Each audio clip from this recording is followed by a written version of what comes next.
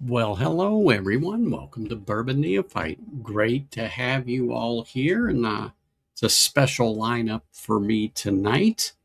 But first thing is first, as you probably saw my little post in chat about my opening pour, it's an Irene Tan pick of Compass Box that I got from Whiskey Uncensored.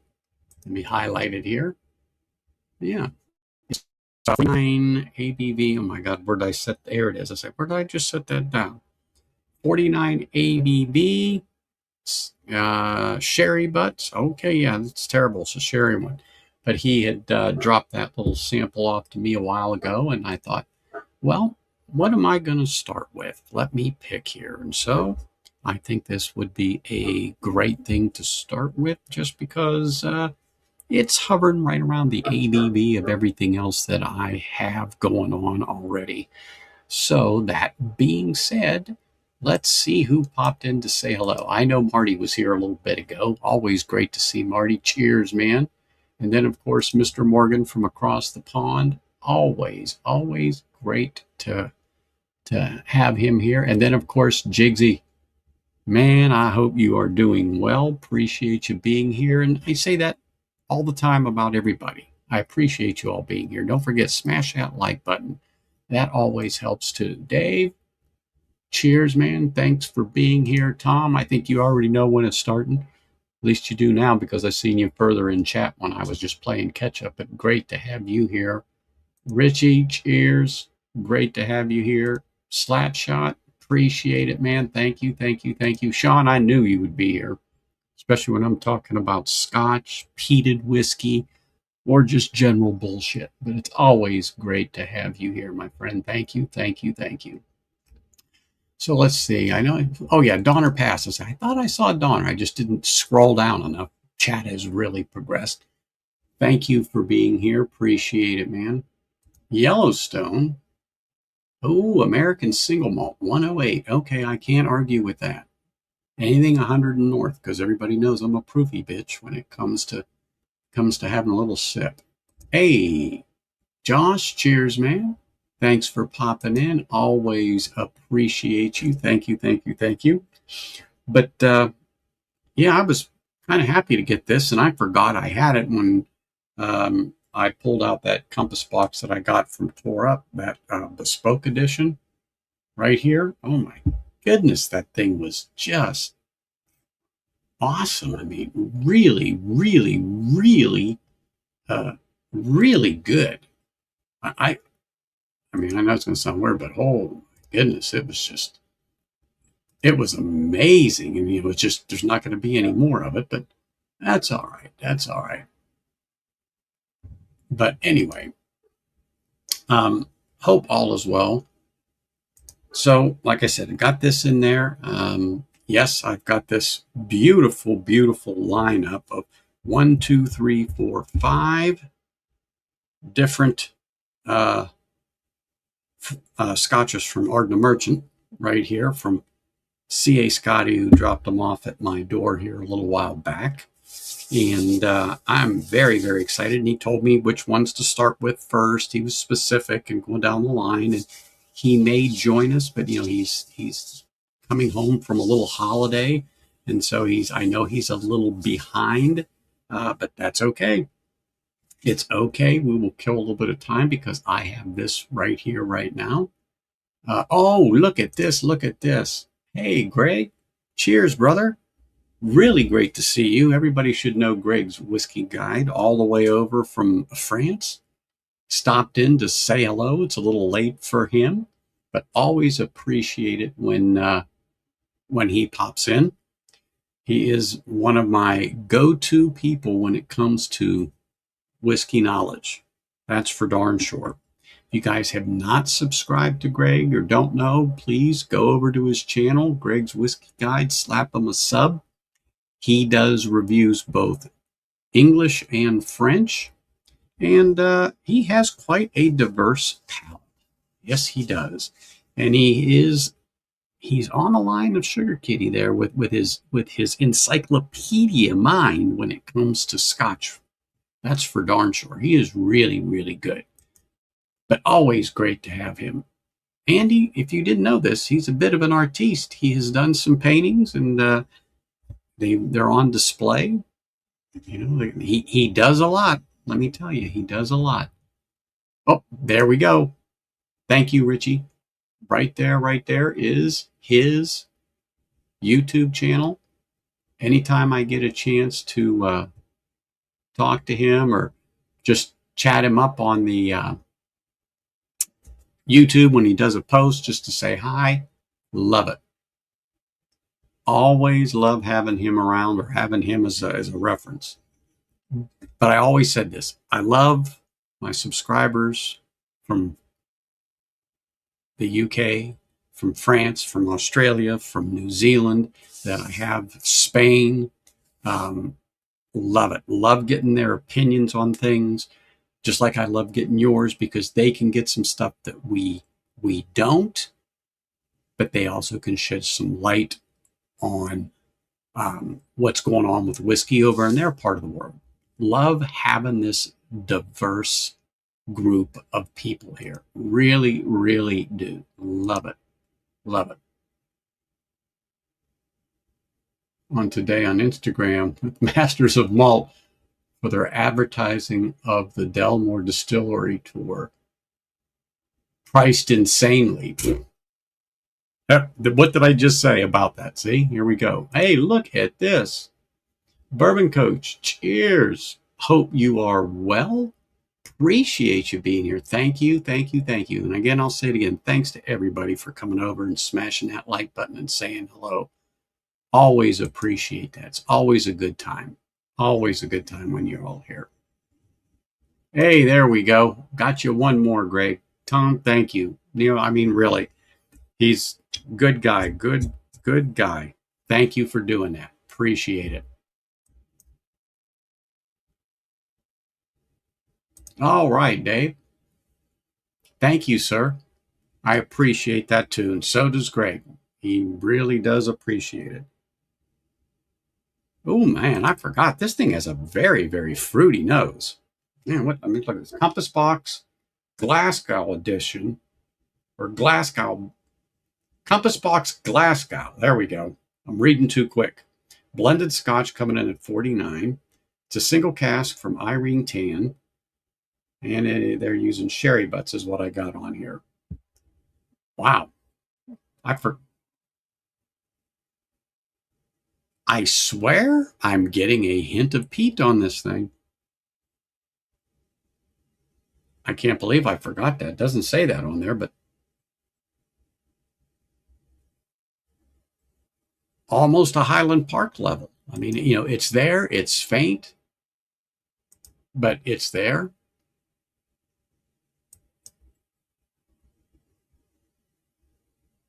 Okay. Thank you, Richie. Light peat.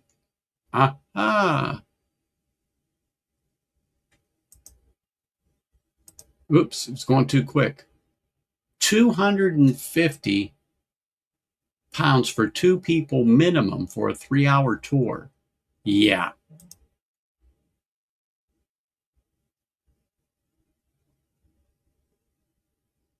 And that is true.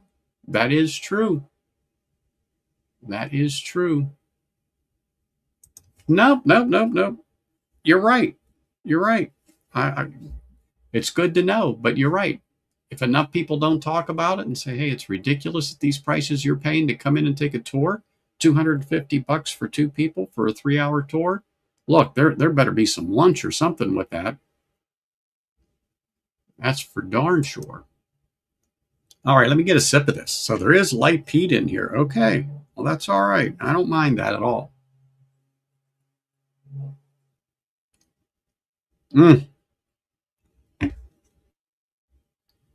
Wow.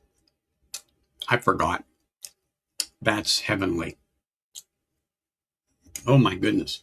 I didn't even catch that when I opened this thing up and just gave it a quick whiff just to see what was what. I didn't catch that in the beginning because I didn't pour this in the glass. You saw me pour it. I didn't catch that when I did that, or I might have put that on the back burner as the nightcap after the stream because of the other things I'm doing. But no, this is not bad at all. Not bad at all. Really good, really good. So let's see what we got here.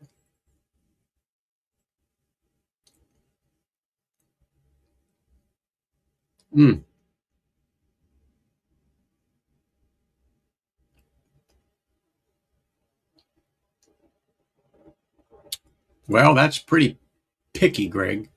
That's darn sure that. Like a CIA agent. Well, that's pretty specific too.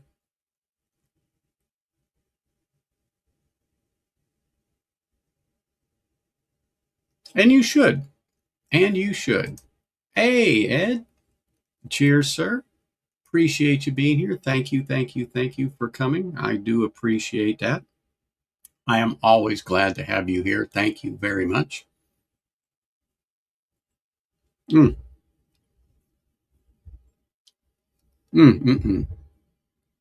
me line a couple of these up while we're getting ready here. So one of the first ones on the Ardnamurchan I'm going to open up is the AD10. It's a 10th anniversary Highland Single Malt, unpeated, matured in ex-bourbon barrels, coming in at 50 ABV. So let me pour that into, oh man, look at these people, man. They got these very nice things that seal this stuff up. Look at that.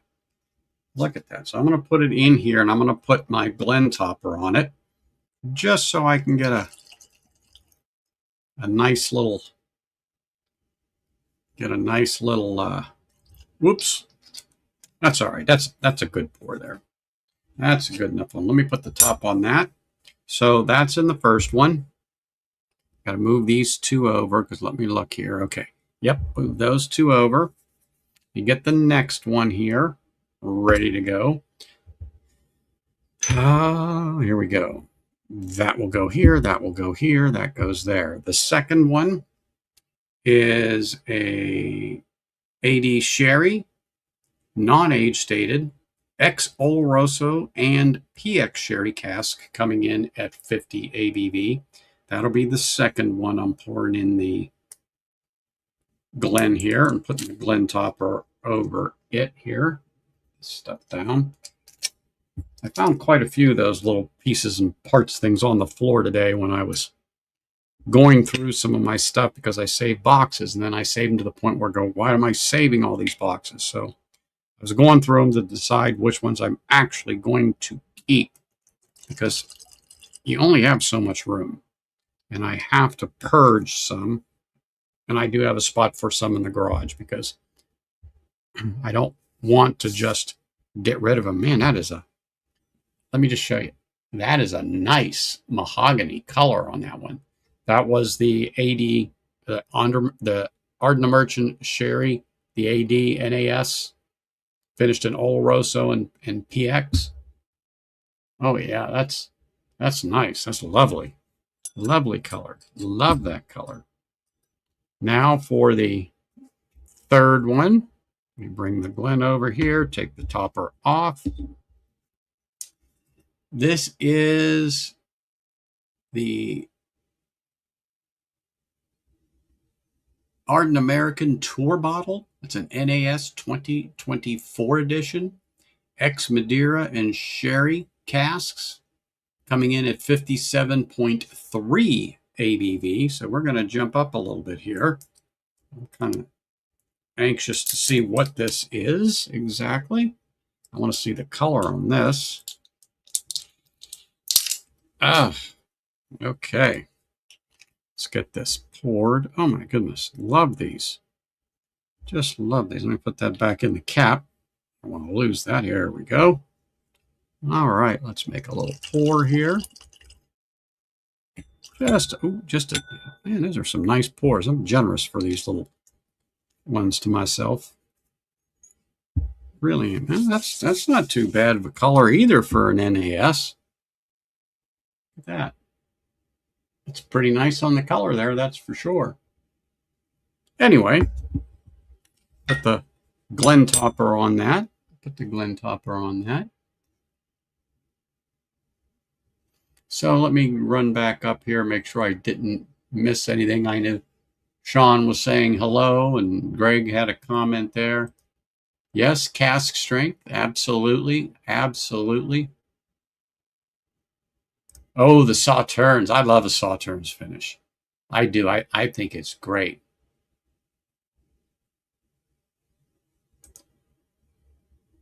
Oh, that's nice, Peter. That's nice. Yes, that's nice. Springbank. Mm-hmm. That's nice. Yeah. Cheers to you, sir. Mm-hmm. Mm. Wow. Wow.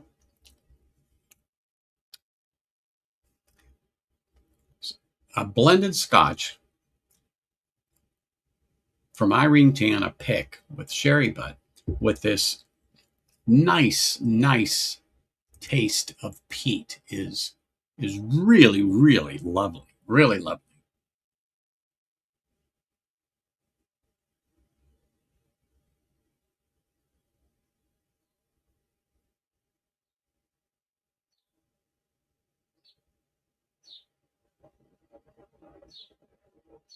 Ah, there we go.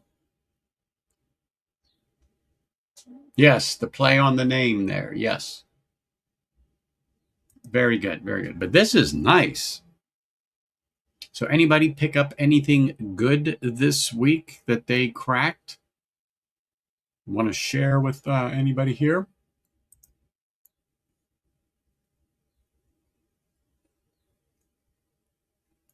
No? Oh, well. Oh, look at this. It's Red Frog. I mean, Top Dog. Top Dog. That's right. That's right. Top Dog. Cheers, brother. How are you, John? Hope you are well. Appreciate you popping in, saying hello, smashing the like button, all that good stuff. Mm. Mm. I'm going to say this is probably the second or third pick I've had of Irene Tan's. And I'd say she does well on the ones that I've tasted from her. Really is nice. And this Compass box, holy smokes. I really like the way the peat is, but the flavor is still here. And that's the best thing about it. The flavor is still with the scotch. The peat is it's nice, it's light, but you still get the freshness and uh, of the whiskey. You can taste the sweet. You can taste some fruit. And again, the scotch is light. It's in the back seat, but it complements it. Complements the whiskey. It's definitely not overpowering. Hmm. All right. Wow, that was good.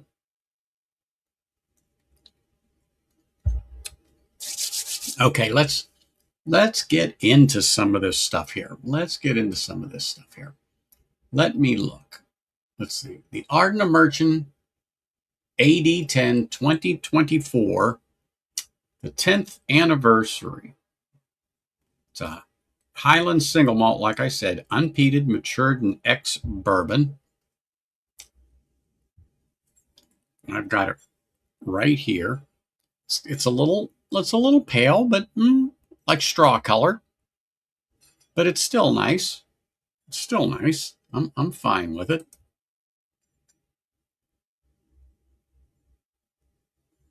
Oh my goodness, that is a beautiful like cake, vanilla cake on the nose. Really nice. Really nice.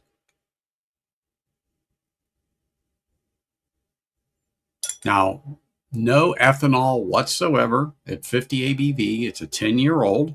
I'm not getting any ethanol or anything like that on the nose. Being in an ex bourbon, I'm not getting any of that oakiness on the nose from it at all. Nothing like that.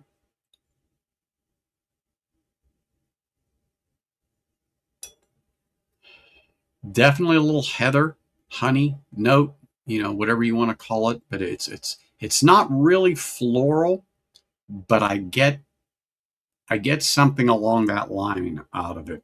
Um, It's delightful on the nose. It really is. It's delightful on the nose. I really like it. Let me give it another one here.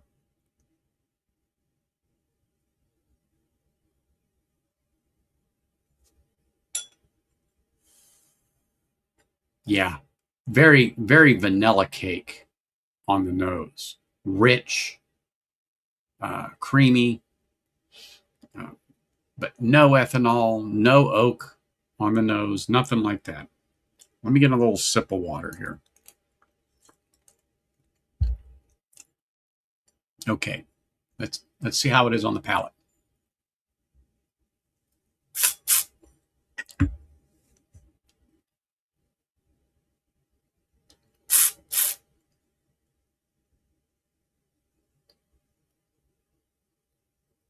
That is absolutely amazing on the palate.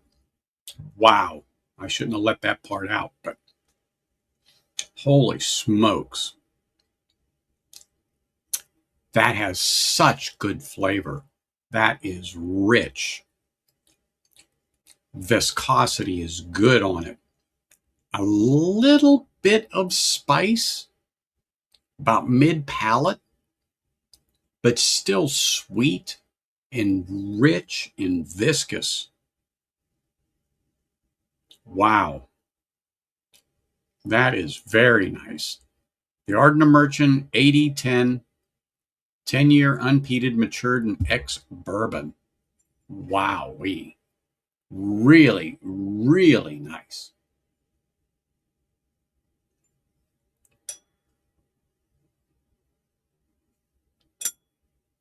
Mm.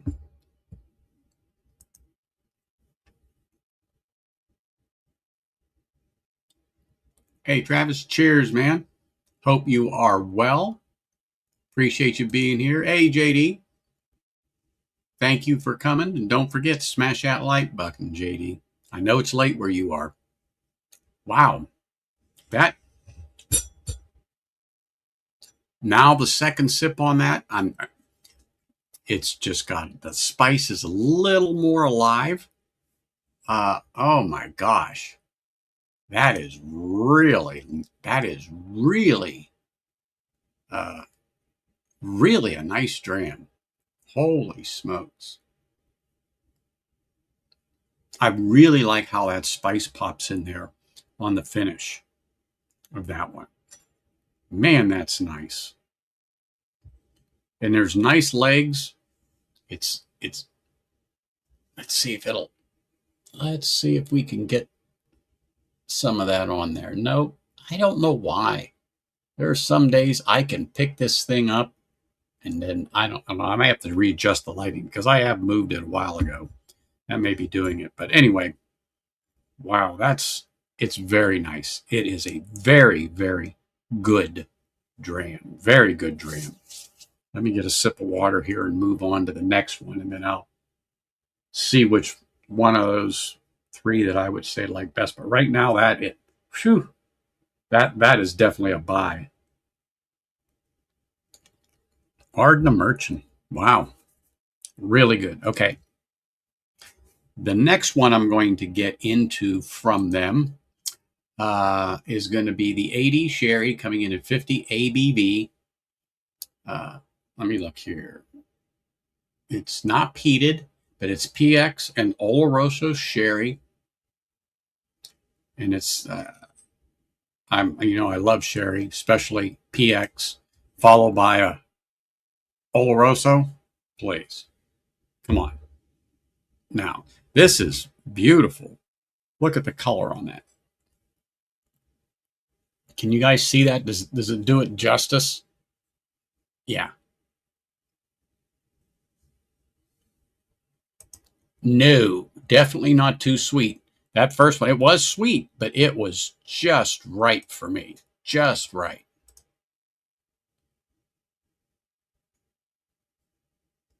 Man. Okay, let me see what is here on the nose. Okay. Get a little sherry on the nose, but yes, that sweetbread note, that cake-like aroma is there, but you definitely know that it's a sherry.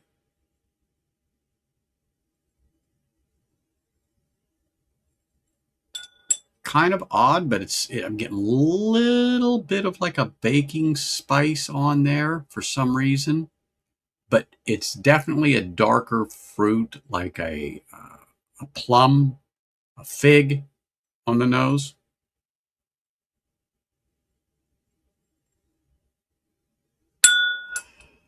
It's very, very nice on the nose, very rich on the nose.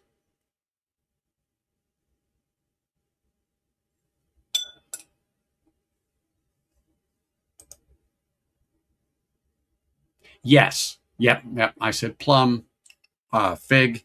Yep. Raisin. Of course. Of course. Yeah, I'll give you dates. I'll give you dates. I eat dates, and so I can give you that too, without a doubt. Oops.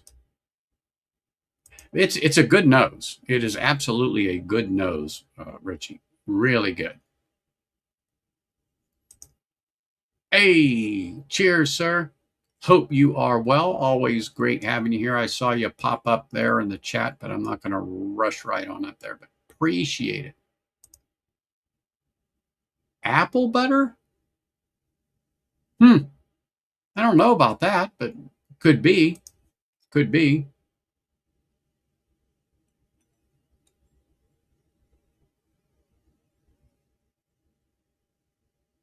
JD? I'd give you it's a buttery note. I don't know about apple butter, but it is a nice buttery, rich nose. That's for sure. That's for sure. All right, let's see what it's like on the palate.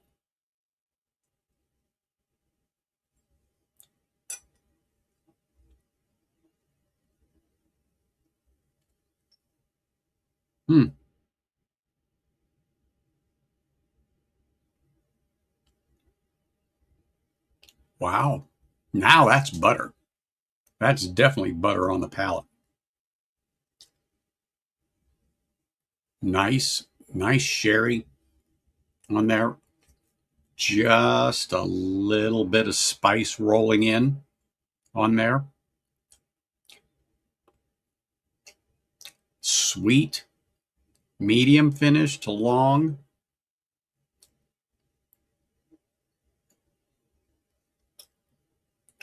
A little drying mid palate, just a tad, but let me get another sip on this.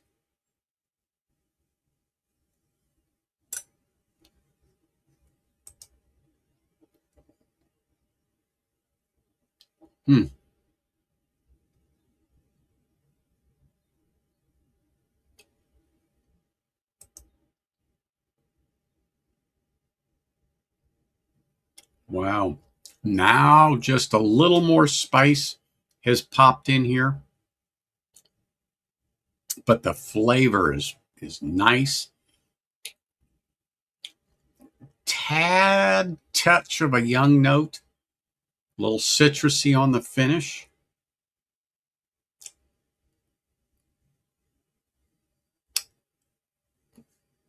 But a very nice dram. Very nice dram. The initial sip was a cacophony of flavors and just sweet, viscous. Definitely you're getting some of the spice. You're getting some like caramel, vanilla cake on the palate, especially in that first sip. Especially in that first sip, as it just washes across the palate. Extremely good flavor. Extremely good flavor off that. It is. It is bottled at 50 ABV. Yes, it is. It is a nice proof on it. 50 ABV or 100 proof. Yeah, this is nice. For an NAS, I don't know what the cost is, but for an NAS, I'm gonna say this has nice flavor. The young note doesn't stay because it's gone. Matter of fact, I forgot about it until I just started reflecting on different notes in my head. The young note does not stay. So that is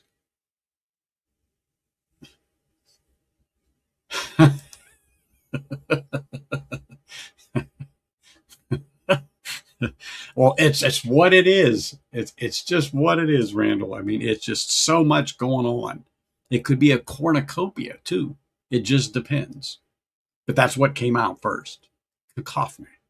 But anyway, really nice. Really nice.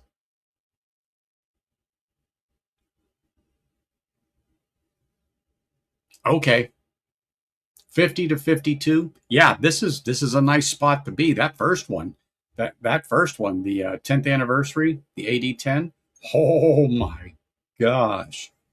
That is amazing. Amazing. Let me get a little sip here. Let me see what I got. Okay, now I'm going to get into the ArdnAmerican, which is an NAS 2024 edition. So it's the ArdnAmerican Tour Bottle, Ex-Madeira, and Sherry. It coming in at 57.3 ABV. Gotta be a delight. Why, look at this. Look at this. Cheers, Kathy. Cheers. So great to have you here. Popping in, smashing that like button. Appreciate you. Thank you very, very much for coming in over here. Appreciate it. Oh, here he comes. Here he comes. Here he comes. When you start talking Sherry and you start talking Pete, sooner or later, Jigsy will pop in there. Okay, let's take this off here. Oh, this is really nice. Really nice on the nose. Definitely cake, like a vanilla cake. You get that beautiful malt sweetness.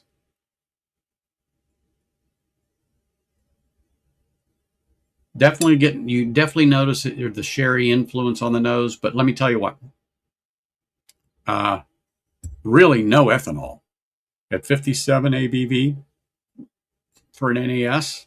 Nothing like that on the nose. Nothing like that on the nose.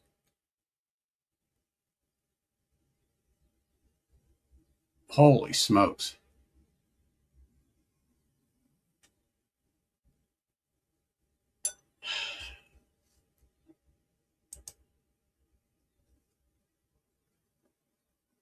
Yeah, I had you at Sherry. Oh, okay. I'll stop then. One day, you'll be able to put on your big boy pants and join me and Jigsy and the rest of the others on sophistication. One day.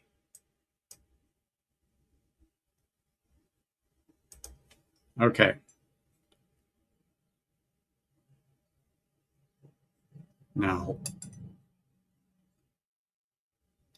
this is an interesting nose. It is very reminiscent of the last two I had. Of course, because it's the same distillate, just finished a little different. But man, how different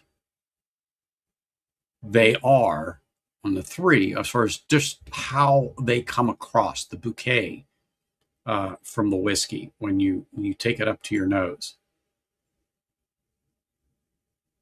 Oh my goodness. Wow. That's lovely. I know I've told you before, but there are certain whiskeys that I have like this that I enjoy and can just sit and nose. Of course, I'm going to drink it, but the nose on it, the bouquet coming up from it, when You just put your little, like I have, I just have a little Glen topper. I got this off Top Dog. He dropped them off here. They're really great. They're made out of glass. He etched them for me, but I love these things. I really do. They're great. I use them here. I keep one in the other rooms. You know, I really do enjoy these Glen toppers, and I highly recommend you guys get some. And even if you don't have normal Glen toppers, I've used coasters that I've had sitting on my table to put on there, just something to hold the flavors inside so you can nose it. Wow. I love doing that. This was one of the best things that's turned up, and I use the crap out of them. These are not the only ones he sent me. Got some nice wooden ones. I just don't have them at hand, and I'm just looking. Well, actually, I do. I lied. I was going to say, there's just no way. Bingo. Right here. I always have one. You know, drop on somewhere. They're great to have. But anyway. Wow, the nose is perfect on this. Okay, I'm gonna bring in a special guest. He's gonna give me a thumbs up once he's ready. Okay, I'm gonna bring on a special guest for you all, and here we go. Hey everyone. I don't know how good my mic is, but You're perfect. good. It's So I perfect. literally just walked in the door, so I don't know what sample you're on. I assume the sherry because I heard you talking about sherry. I'm on the tour, the third one, the NAS, the ArdnAmerican tour, Which one, the 2024 or 2025? 2024. 24. I started Okay. off with the first one, which was the 10th anniversary. Second one is the AD Sherry. This is the third one. Okay, gotcha. And on the nose, it's amazing. Yeah, this one's So a good now I'm one. going to, This one here. hold on, let me highlight that. There's the bottle. There's the bottle right there. Let me Thank make you. sure that's true. You're welcome. Actually, I think I showed you the 2025. The only difference is the color of the label. That's the Wait, 24, and this is the 25. okay. That's the 24. That's what I am drinking right now. So the 24 is on your right. Yep. That one is the one that has the sherry and Madeira, and the 25 has the Sauternes. Okay. Okay. But all right. Now let me put this on the palette here.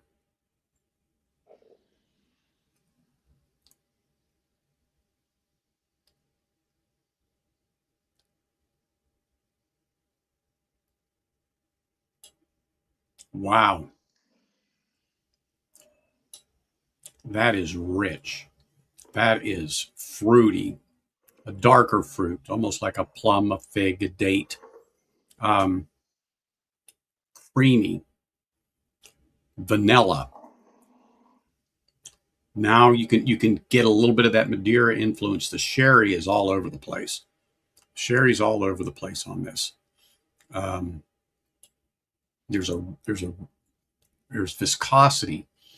Um, the sweetness, is rolling back mid palate.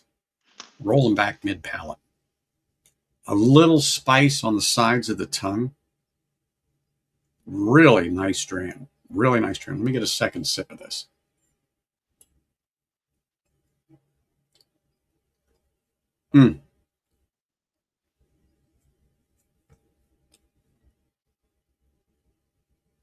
I pause just because I really want to make sure I'm getting every bit out of this, but it's a delight. When you really get some whiskeys that uh, first sip starts ticking all them boxes for you, you really, really want to savor that. And so the second sip, the spice is a little more true. The Madeira is shining a little bit through there.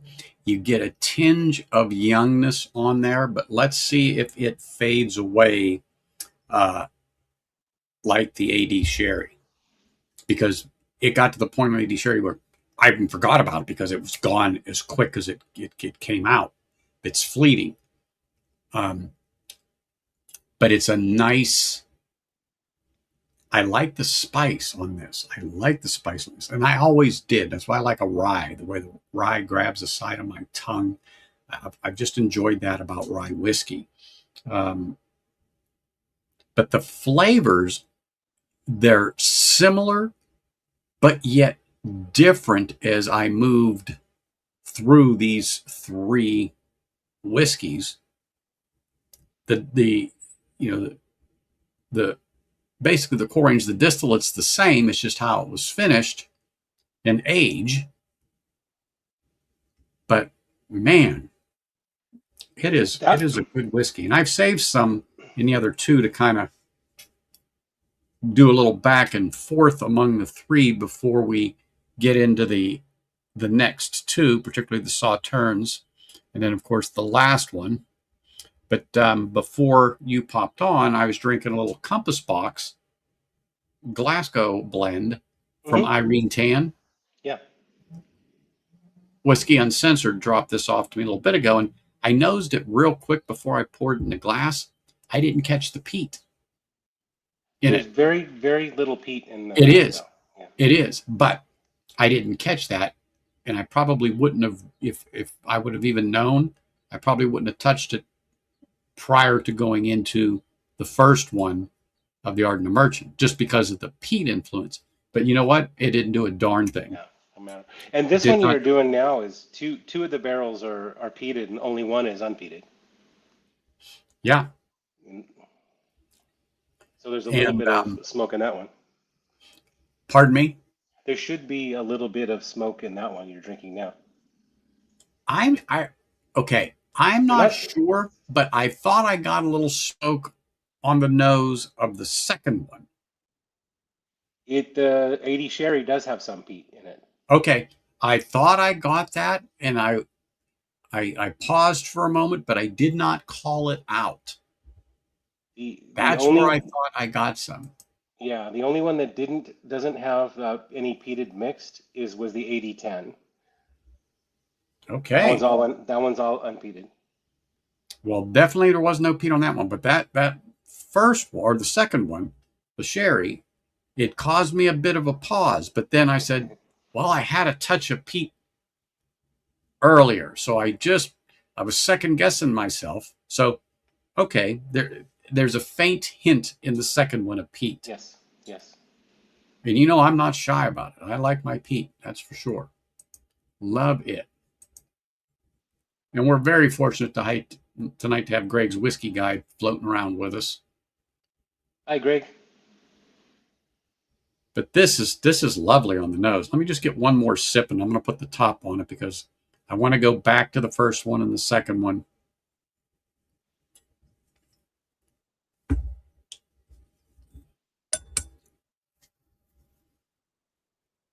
I've said this before about whiskey. When I talk about, on the retrohale now, on the retrohale now, because the third sip, and I waited a little bit after that second sip. On the retrohale, you can get a little bit of a medicinal note off of this NAS, the American tour. It's on the retrohale, but it is not bad at all.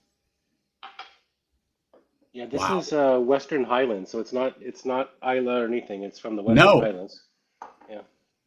Now, do they smoke the grain, or is it like, how do I say this? Is it because they ran something peated through the still before and it's picking up some of this? Because they're not, or are they physically smoking this grain? Yeah, so the barley is using peat to do the malting. Okay. And so they'll run distillate of peated and unpeated, barrel them separate, and then blend. So most of theirs are a blend of their peated and unpeated distillate that have been barreled separately. Sugar Kitty, I figured you would turn up, especially when you saw the title of the thumbnail. But yeah, these are, I'm going to say all three of them are excellent right now. They are absolutely excellent. There's no ands, ifs, ors, or buts about it. And I will say this, and Sugar Kitty's heard me say this a million times. Sugar Kitty helped me define something about peat. And I tell the story when it comes to Kilhoman. But one day he was trying to explain a clean peat to me. We all know what peat is. And, it's deep, it's dark, it can be medicinal, it can be ashy, it could be barbecuey or whatever. But he dropped off a sample of Machier Bay.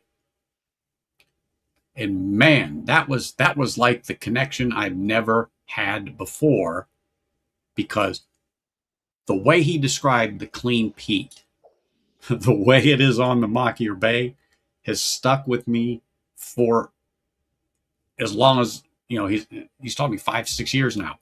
And but it is such, I love using it. I tell people you could tell the difference between, Lagavulin, Ardbeg, Highland Park, whatever. But you get that Machier Bay from Kilhoman. Yeah, it's peated, but it's not an ashtray. It's not a barbecue smoker.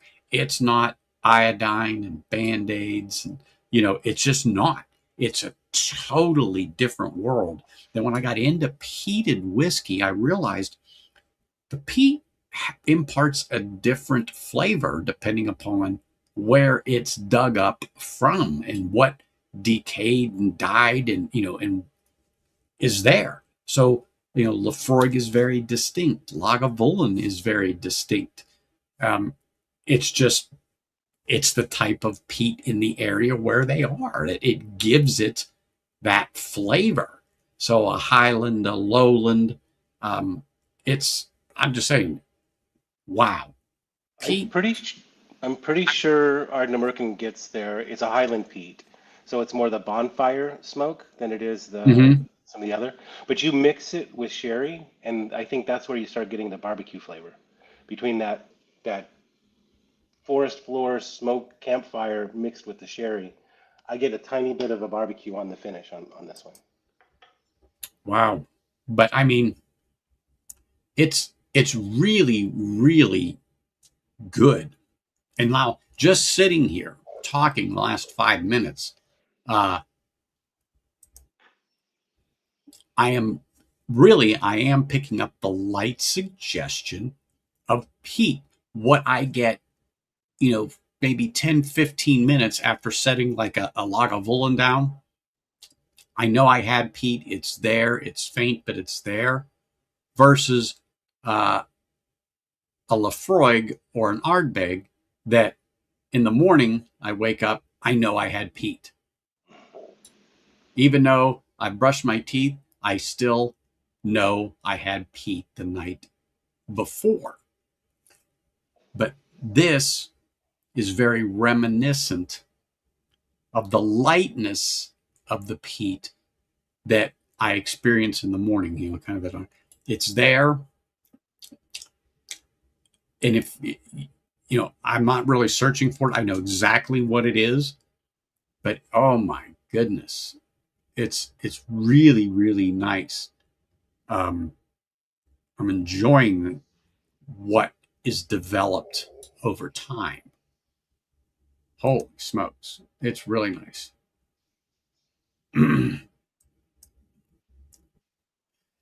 Excuse me. I was going to type this in, but the one we're drinking it's three casks total. Two of them are peated in Madeira casks, and one is the Oloroso that's unpeated, and that's the blend. Okay, we talking about the one I'm drinking now, the third one, right? Correct. Okay, I just wanted to make sure we're talking about the right one. So now what I'm going to do is I'm leaving those three there. I've got the bottles behind them. I'm going to get 2 more Glens because I want to open up the American Tour, the NAS 2025 Sauternes. And I want to put that next to it so I can give it a try. Getting a Glen here. I love the way you put that shrink wrap on here. I was Yeah. saying earlier, I was cleaning some stuff up and I found some of this on the floor underneath my chair, and I'm like, oh. And then I go to get yours, and I realized as I was going to open it, oh, you did the same thing. But I'm making sure because they fall on the floor and they're clear. Yes. And of course, I have a black pad underneath there so my chair can roll. Boy, it's tough to see. All right, let me pour some of this in here. So I can give you the makeup on this one. This one it's a 3-to-1. So it's 3 peated casks that were 3.5 years in ex-bourbon and then 3 1/4 in Sauternes. And then 1 unpeated in ex-bourbon the whole time, 8 years. So it's a blend of those 4 barrels, 3 of them being peated. Okay, so if people didn't hear, this is the ArdnAmerican Tour Bottle NAS 2025 edition is what he just described, coming in at 57.5 ABV. So I've got that there right now. All right, just put that on. Got the Glen topper on it that I got from Top Dog. All right, let me go out. Oh, I thought I saw. Let me get down here. Cheers, sir. Always appreciate it. I just finished up the last bit of the compass box from Glassglow that you sent. I opened the stream with that. Oh my gosh. From Irene Tan, it is amazing. There we go. I knew I saw something Sugar Kitty said about all their barley comes from Fife, both peated and unpeated. Okay. I said, I was scrolling through and I caught something and I went, okay, where was it? And I hit the dial and it moved. I'm like, oh. Okay. Go down here. All right, we're good here. I appreciate that. Okay, let me see what we got here on the nose. It's definitely lighter in color a little bit. It's more straw than the two. It's more reminiscent of the 10-year-old. Right. This one's Sauternes, so you're not going to get that red color from a sherry or anything. No. Okay. Definitely got the peat on the nose. Definitely got that on the nose, but it's slight. But initially, it is that sweet, malty cake type of a nose right there. Man. So, Greg, you're saying Sauternes? Is that how you say it? Sauternes? Sauternes? No, I'm just looking at what Greg is saying, how we're saying it wrong. That's what he's basically saying. Oh, yeah, I'm sure he would know exactly. But he forgives us. He knows we're American. Yeah. He knows. He gives us some leeway. Yeah, that's okay. Yeah.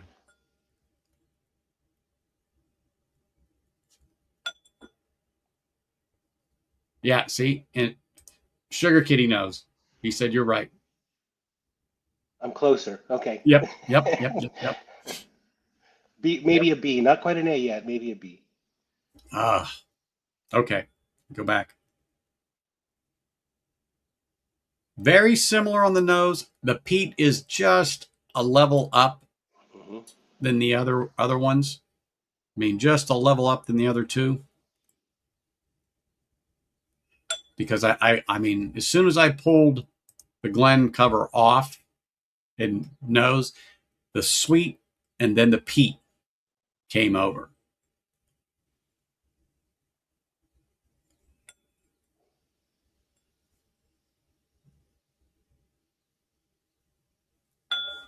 Now this has a touch of ethanol on the nose, just a touch on this, and a little hint of youngness. I'm getting a little of that citrusy through the peat and the malty goodness that's there.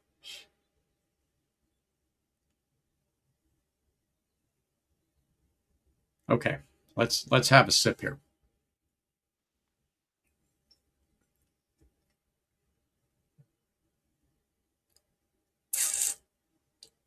Mm. Little more spice than the last, even though it's the same ABV. Has just a tad more spice on it. The peat is a little more pronounced. It's definitely a little more pronounced, especially on the retrohale. The there's a little like a tannin spice or something in there on this.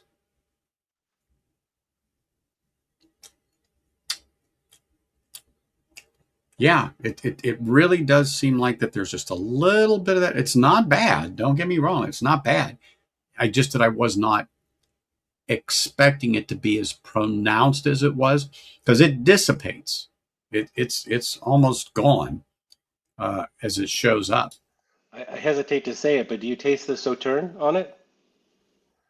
Because I can taste the Sauterne. This is actually, well, I won't. This is probably one of my favorite Ardnamericas. I really like this one.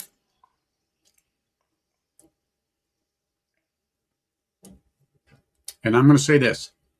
Yes, because it's extremely rich to me. Mm-hmm. If I don't know if you're in agreement, and Sugar Kitty, Greg, but it's rich in an elegant way, but there's this spice that rolls in here now, and it kind of just moves it from the sweetness and everything, and the richness is all over. But as the spice rolls in, it kind of pushes it towards the front of the palate and the tongue. And see that goes away, just like it did on the AD sherry. The youngness hits you a little bit. You know it's there, but now it's gone. You get just a small little hint of it, but oh my goodness, yeah. No, this is a lovely whiskey in itself too. Yeah, yeah. Really is. They're all good, but that one, of the ones you've tried so far, I think the one you're trying now is my favorite. I love the finish, everything about it. Right now, if you're asking me, it'd be very hard for me to tell you which is the best out of the ones I have had. And I've had 4 of them. It would be hard for me to tell you, which one I like best right now, because they're similar. Mm-hmm. But now I got to this with that peat, and I don't want to say the peat edges it, but the peat edges it a bit for me. Mm-hmm. I'm not going to lie. I like my peat. But the 10-year and the anniversary one, the first one I had, was quite well balanced. Mm-hmm. Was quite well balanced. Wow. So that really made me raise an eyebrow when I took that first sip. And the second one was just as good, and so was the third. But that 10-year really had some really good, I'm going to use the term polishing on it, that things just seemed to really come together in that 10-year that I really enjoyed. So it was ticking some of the boxes that made me go, oh, it was rich. It was sweet. It had good flavor. You could get some fruit out of that, particularly the pear and the heather/honey note on there. You had that cake, that vanilla cake, or like a yellow cake note in there that was just absolutely divine to me. And I enjoyed the heck out of it. Then you get onto that second one, and there's like, oh, there it is. But that second one, like I said, I said to myself, that has like a little bit of peat. But I said, oh, you know what? I still probably got some of that compass box note. Then you said, no, the second one and the third one do have a suggestion of it. So I wasn't wrong, but I second guessed myself because I would not have started with this knowing where I was going because I've seen the labels. But that being said, I'm good with it. Now, the third one, when I got down to the American, it was a little spicier. It was a little more robust, particularly when I say robust, the peat was definitely a level higher than the second. But this one, now that we're on the tour, I had to make sure I got that right because this is the first one was to 2024. This is the 2025. Right. I don't confuse myself. The peat was right there, right on the nose, right on the palate. You know, I did not pick it up on the second one right away. I got it on the palate, but I second guessed myself. The fourth one, there was no ands, ifs, ors, or buts about it. You knew when you put it to your nose. You knew when you put it to the palate. But it is a very, very nice suggestion of peat. Very nice suggestion of peat. I really enjoyed it. I liked that on there. It didn't overpower the flavors of the whiskey, and I talked about that earlier, and I talk about it often when I get into peat. Peat always needs to be in the back seat. It should never be in the passenger or trying to push the driver out. That you want to taste that whiskey. You want to taste what they distilled and that blender brings together when they put this whiskey out for us to enjoy. If the peat comes forward, or in some cases, sherry, using that as an example as a finish, pushes through the whiskey, you lose something. That's my opinion. You just lose something in the whole experience. The whole experience. So Greg, I was going to say that the 80-10, Greg made a comment about the champagne. That 80-10 does have some of the barrels finished for about a year in that champagne cask. And I think that's what gives it some of that balance as well. Aha. And I'm not going to even try to pronounce. I can say Paul, but the last name, Paul Leno, I have no idea how to say that. But man, really good so far. And you know, like I said, out of the last three I had, all have some peat in it. Of course, the fourth one's a little more heavier, but you understand what I'm talking about. I know other people in chat do, like Sugar Kitty and Greg. It's not in your face. And I'm confident that I could pick up this and not be, when I say this, the 10-year, and sip on it and not worry about the influence of the peat on the palate. And that's how it was with this, with the compass box from Irene Tan. But because I had that in my mind when I got that second one, and I thought I picked up that note, I second guessed myself. But it happened. So let me get another Glen here because I want to pour. There it is. I know I counted out 5, and I've got 5 more at my feet. I've got a few lined up here, but I got to get here we go. Got to get a Glen topper here because they all still have them on there. I'm going to use my Whiskey Encore Glen topper because it's right here. So now, there it is. Like I just set it down. This is going to be the Ardnamurchan AD 523 cask strength blend of peated and unpeated ex-bourbon and Oloroso Highland single malt, coming in at 58.3 ABV.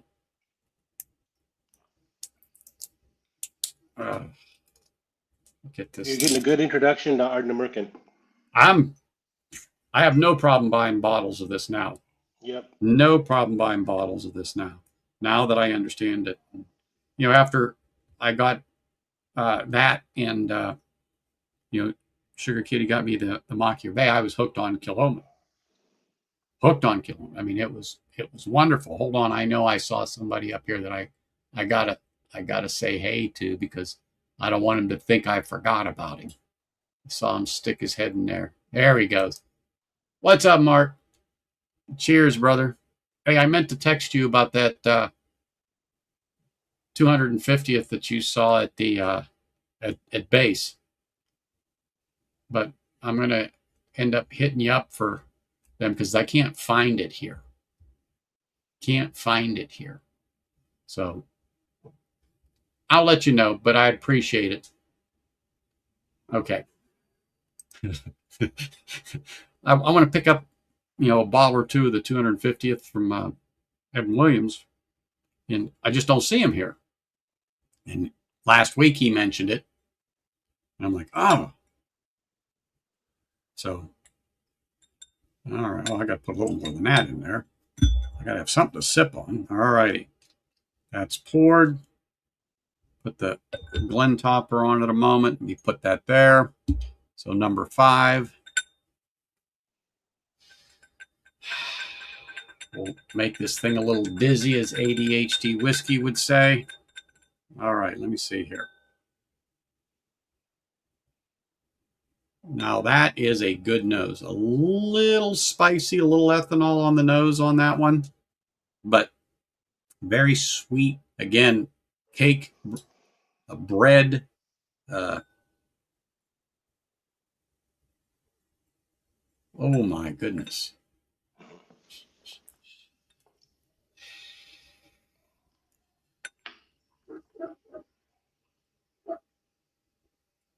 Yeah, there's definitely like a vanilla cake or a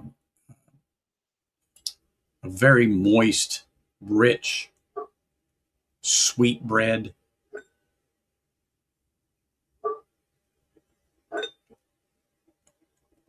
And then definitely that little wisp of peat by my second or third nosing.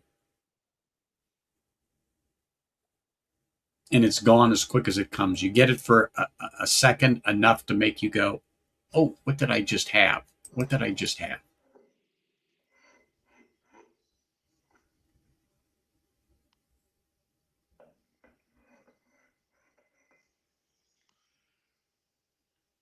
Okay.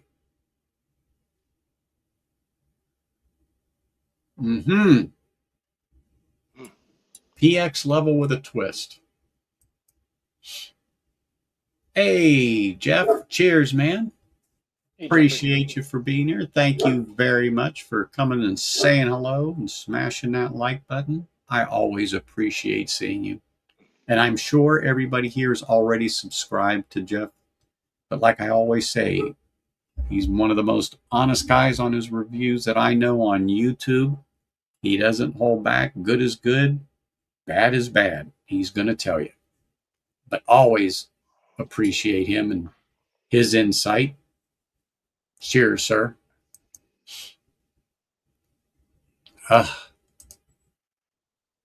There we go. Hello again, whiskey friends. Right there. That's his channel. Hey, Tracy. Cheers. Appreciate you coming in and saying hello. Hope you are well.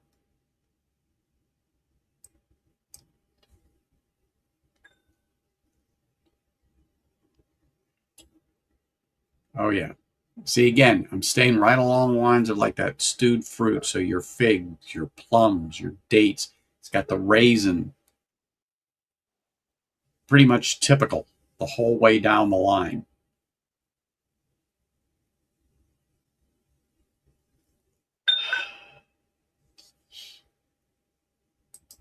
Well, you're always welcome, and we are glad to have you back. Really appreciate you being here, and remember, don't forget, if you have questions, ask, or if you picked up something new, let us know. Man. All right, let me get a sip of this. Mm.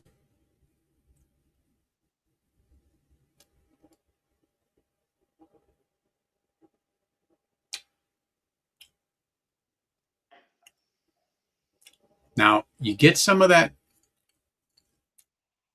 little oak tannins on this, and I'm going to say that's from the bourbon barrels, the ex-bourbon barrels, but the very light peat, very light peat. But there is a richness to this, and I'm going to use JD Bourbon approach thing. He said apple butter. I'm not going to say apple butter, but butter. It's like a melting butter in there. It's that warmth, and it's rich when it's just that flavor is in full bloom on your palate.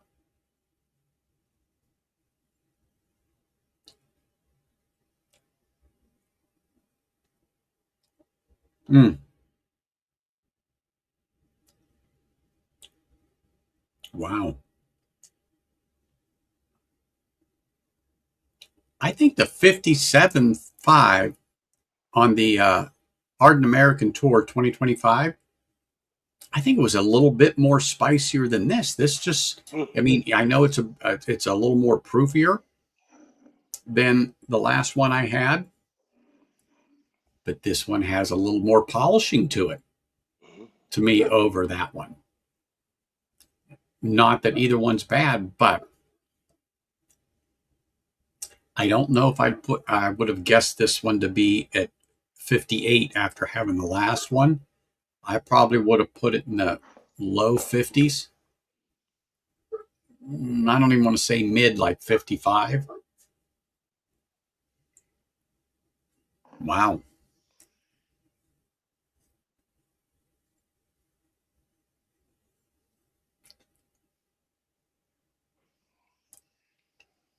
Mm,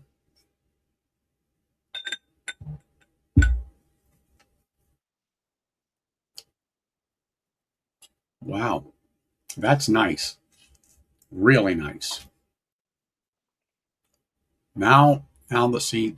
I'm getting some of the spice, getting some of them oak tannins in there, but I still have some sweetness on the palate.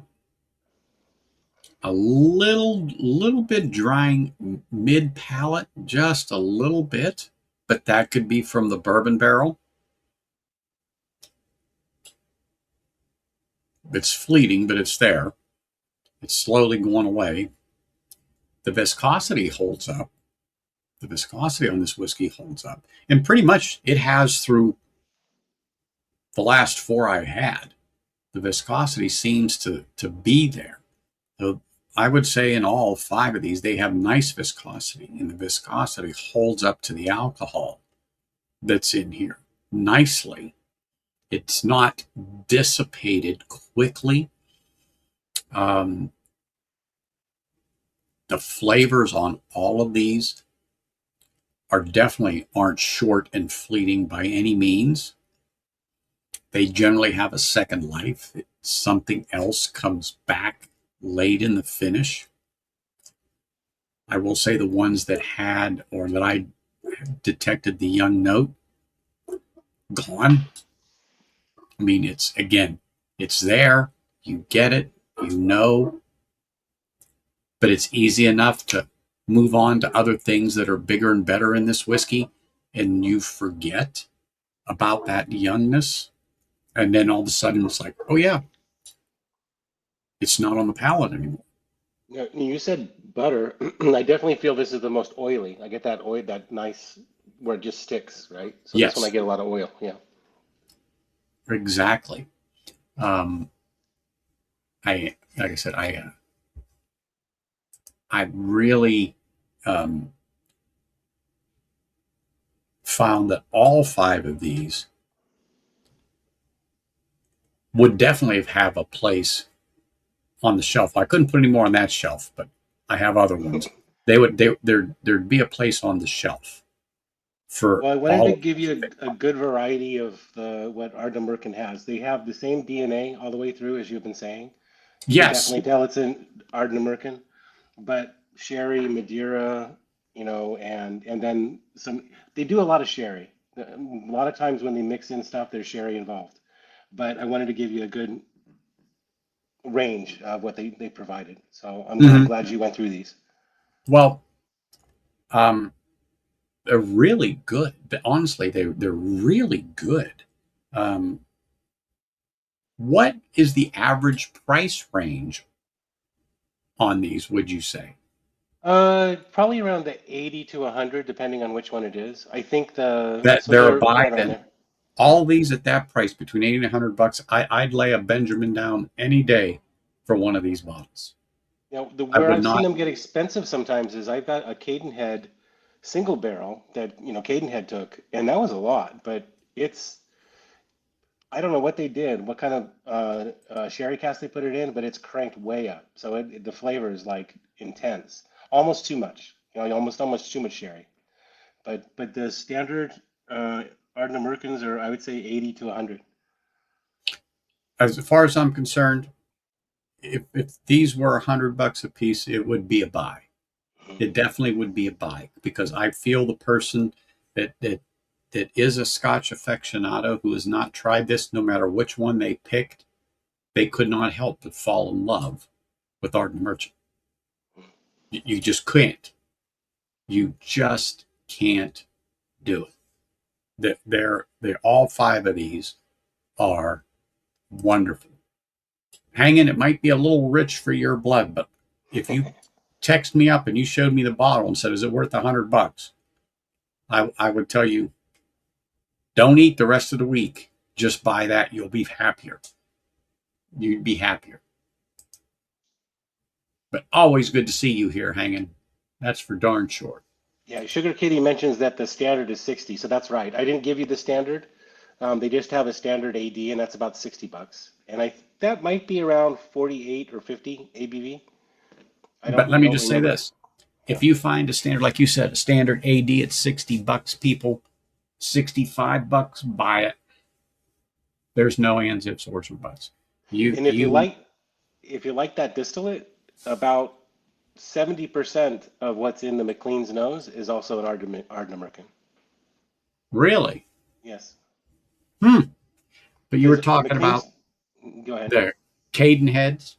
I have had a few tastes of some of those. Whiskey is great, but sometimes that Cadenhead name, Yeah, it gets expensive. it gets expensive. But some of the It, stuff is so good. I mean, it is. Don't get me wrong. No, absolutely. But you know, we all want the best bang for our buck, and we've all paid for some whiskey. And I'm not upset that I did, but for some reason, when you see that Cadenhead, you just start to hold on to your wallet. And even though you want it, sometimes you got to think twice and go, Yeah. whoo, Well, 250, one, if I if I recall right, 180. Cadenhead is the same owners as Springbank, right? Ah, I believe it's the same I owners. don't, I don't Jay know Mitchell or something. I think it's the same owner. who owns Cadenhead. Everybody, Greg, Sugar Kitty, anybody know?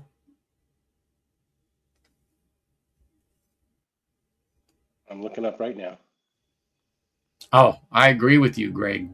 But you just get to the point where, yeah, that is not going to happen. J.A. Mitchell. Mitchell, Yeah, so same as Springbank. yep, there you go. Greg even had it too. Yeah. Both Springbank and Cadenhead. Thank you. What happens when we have all these good people, and Sugar Kitty even got it too. I knew one of them too. If they heard me in here, they'd be same. Oh, Same okay. as the spots. Oh, that I didn't realize. I know that the spots are distilled by Middleton, but it's actually owned by J.A. Mitchell. That I didn't know. Mm-mm. I saw something from Sugar Kitty, so I wanted to pop up on there. Sugar Kitty got it too. But that's why I love having these people here when I've got questions or not sure about something. I can put it out there and get it wrangled in. Now I'm going to taste back all through these since I purposely left some in the Glens, so I can do that.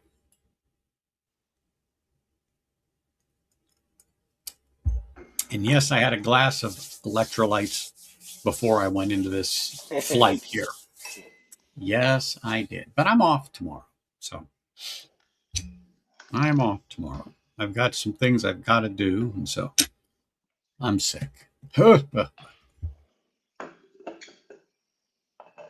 Now this is the 10th anniversary that I just loved.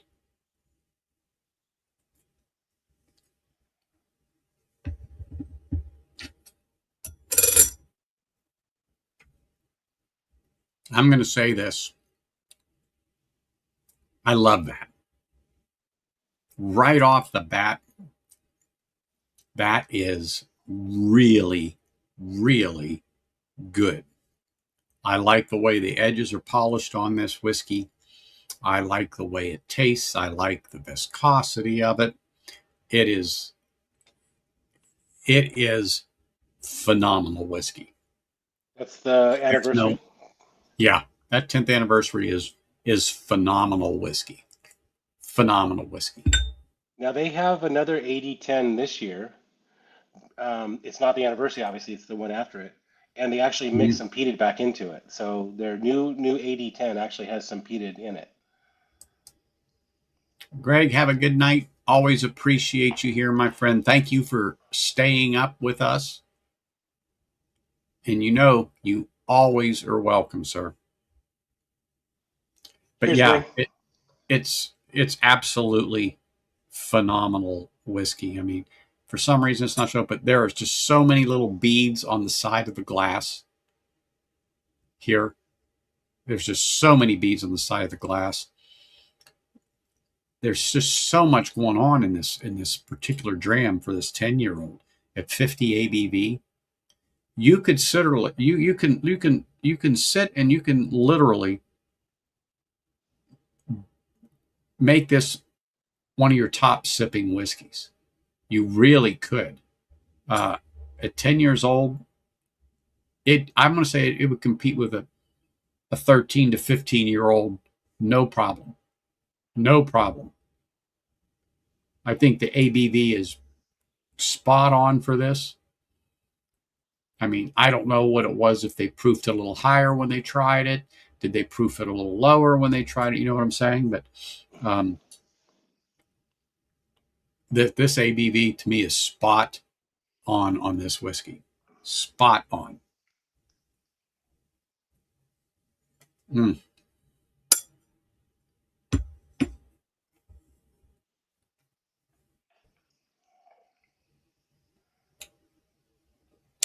You just have to let that rest on your palate a while when you sip that. To really, you want to get the experience out of it. You want to get that flavor out of there. There's just, oh my goodness. It's just good. It is just darn good. So the next one I'm going to get into is that AD Sherry. Again, I saved about 2 nice little sips on that.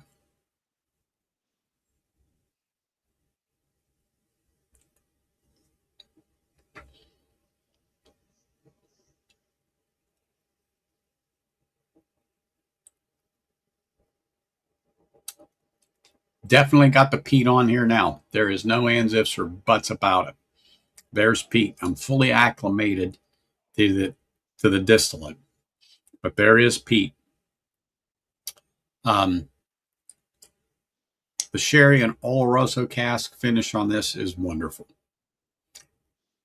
It seems like, though, it has just a little more spice, but again, I'm going to give that to a little bit of the youngness on the whiskey that I'm getting on this, because the ABV is the same as the last, but it doesn't have the age. And that 10 is just so balanced. So balanced. But of course, it's sherry on this whiskey. It's like, I'm sorry, but I love sherry finish on a whiskey, especially a PX sherry. And then, with a dusting of Oloroso, doesn't hurt anything.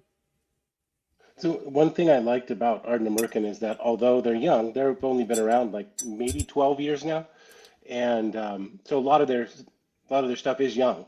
I mean, 6 years, 7 years, even five Mm-hmm. year when I first started, but it was still good for the age. So you just know they're going to get better and better, and the 80-10 was a good example of that. That if that is what's to come, Yep. yeah, exactly right. Exactly right. Uh, this is definitely an up and coming. Hmm. Yeah. And I mean, right now I'd call it has a potential to be a sleeping giant. I mean, these things are pretty darn good. I mean, when you start talking about scotches and they're all good, you generally will wake up Mr. Rance.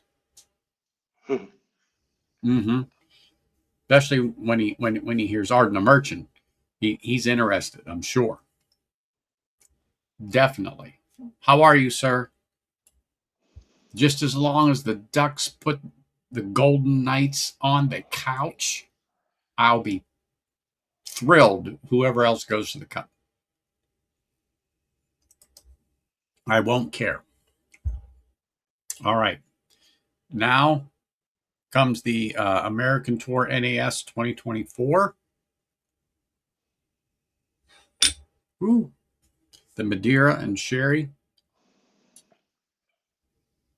A little smoke, a little sweet. Sweet Pete. Here we go.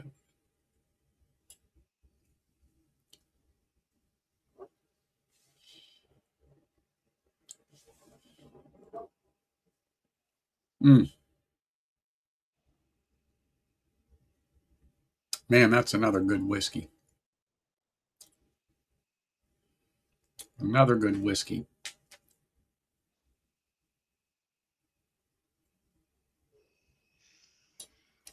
It it has a little more subtleness now that I've been up and down this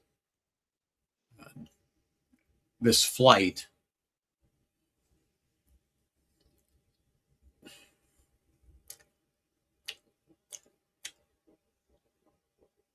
And maybe my palate is well acclimated now to the distillate,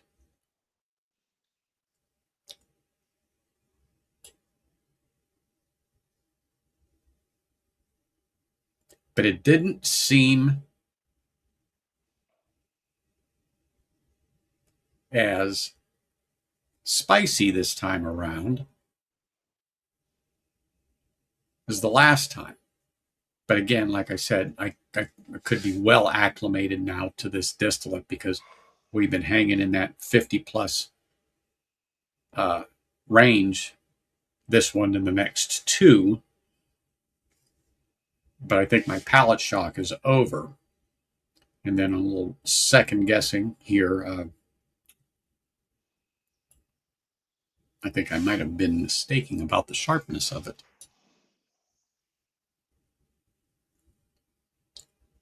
I'll be very interested to see what happens when you go to the next one with the Sauternes. Mm-hmm.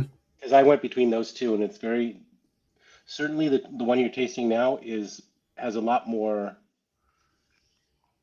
I guess the Madeira is a much stronger flavor, but the Sauternes is more subtle and so much sweeter. I'm going to say you probably are right. I'm staring at this sample, and I'm letting this just develop, and then thinking about it in my head. Um, I'm going to give you that and say I think you're right. The Madeira just has a little more influence, particularly over the sherry, but the sherry is fine on this. Hmm. I don't have a problem with it. I don't feel that the Madeira is pushing through the whiskey in itself at all. No, I don't. I don't feel that. Um, but it does not seem as sharp to me Hmm. as it did before. I saved just a tad bit in there. Let me go down to the Sauterne again. Right here, I've got it. I've got just a little bit. Let me just have a little sip of water.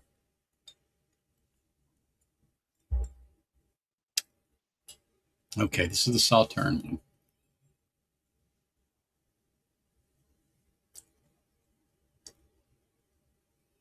Mm-hmm. You're absolutely right about the Sauterne. It's definitely has some polish to it. Absolutely. And it's Over the so last one. sweet. Yeah, yeah. Hey, look at this. Cheers, sir. Hope you are well. Great seeing you here. Thank you for showing up, and tell the doc I said hello.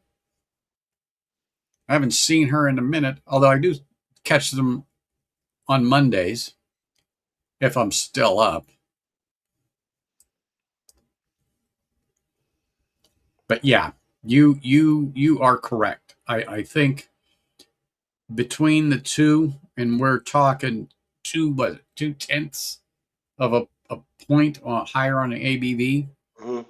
The Sauternes just makes it a little more rounded. It makes it a little more sophistication on it. It takes some of that sharpness away, the spiciness away, whatever you want to feel, but it is definitely a little more polished, without a doubt. There is no doubt about that. Mm.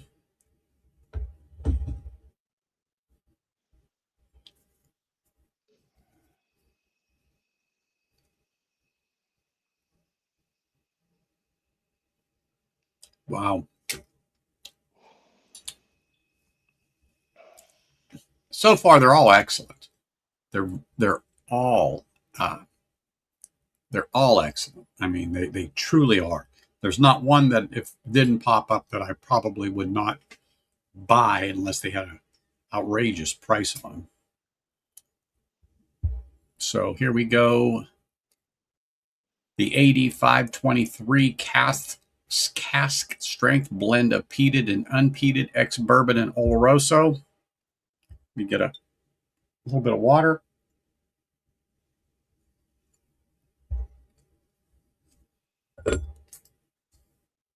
All right. Holy smokes, yeah. You know this is a peated one. Mm-hmm.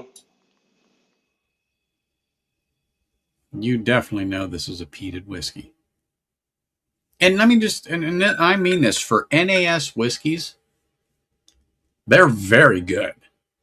They're very good. What I mean by that is you get some of the young note, but it doesn't stay.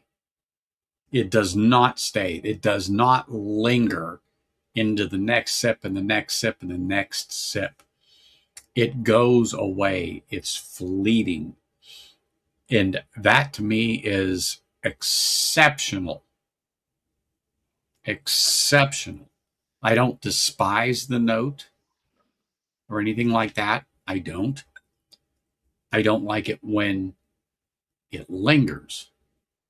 You know, you got good whiskey up front, you got good whiskey mid palate, you got good whiskey on the back palate, and then all of a sudden you get that young note, but you know you're drinking an NAS, so you expect it, but then it's there and it stays.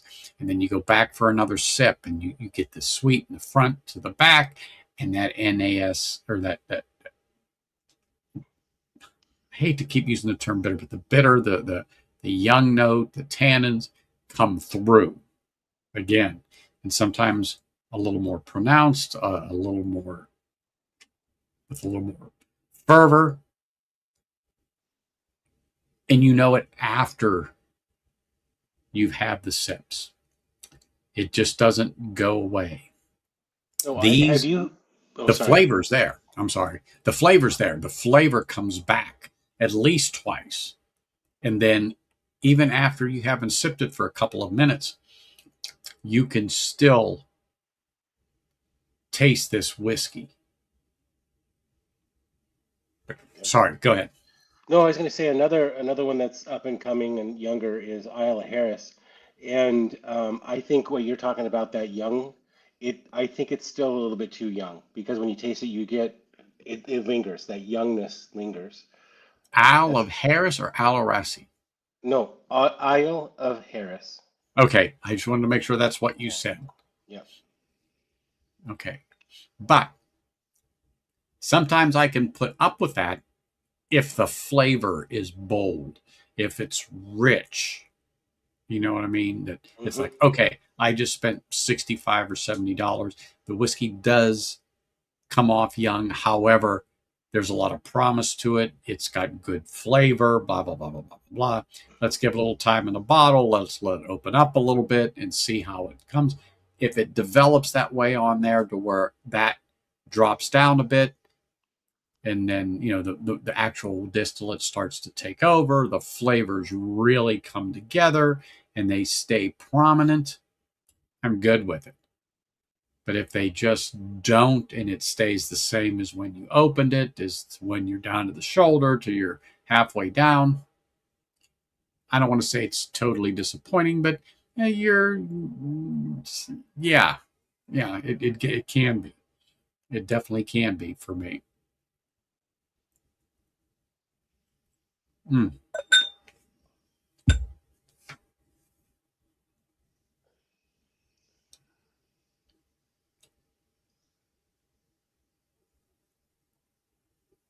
You know,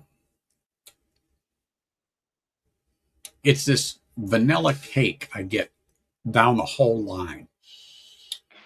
The creaminess, the caramel or the vanilla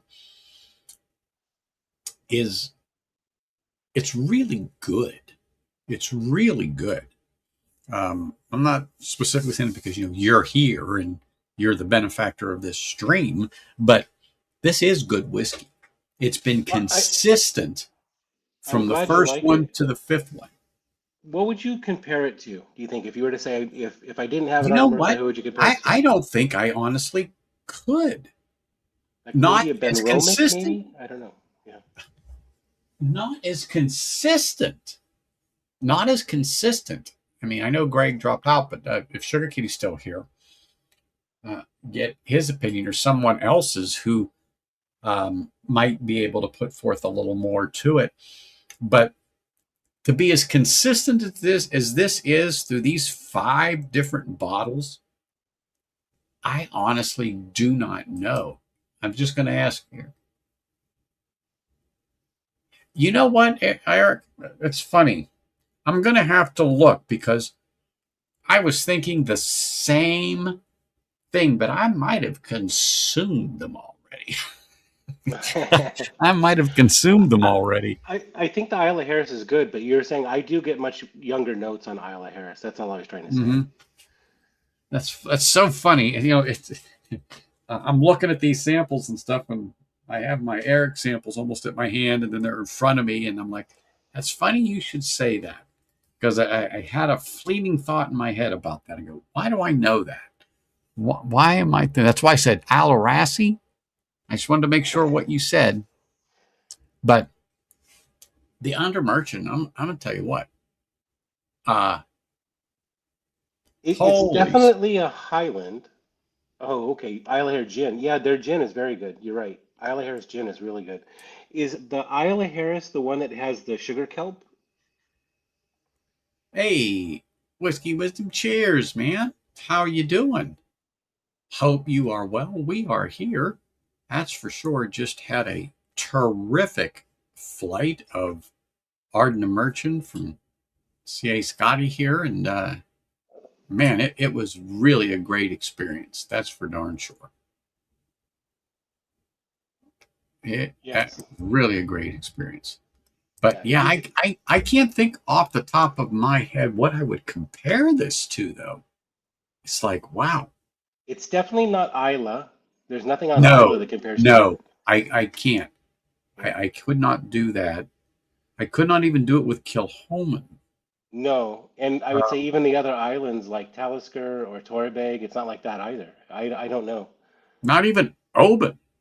No, Oban's too is a lot lighter in my mind. And I think it's a little more brinier.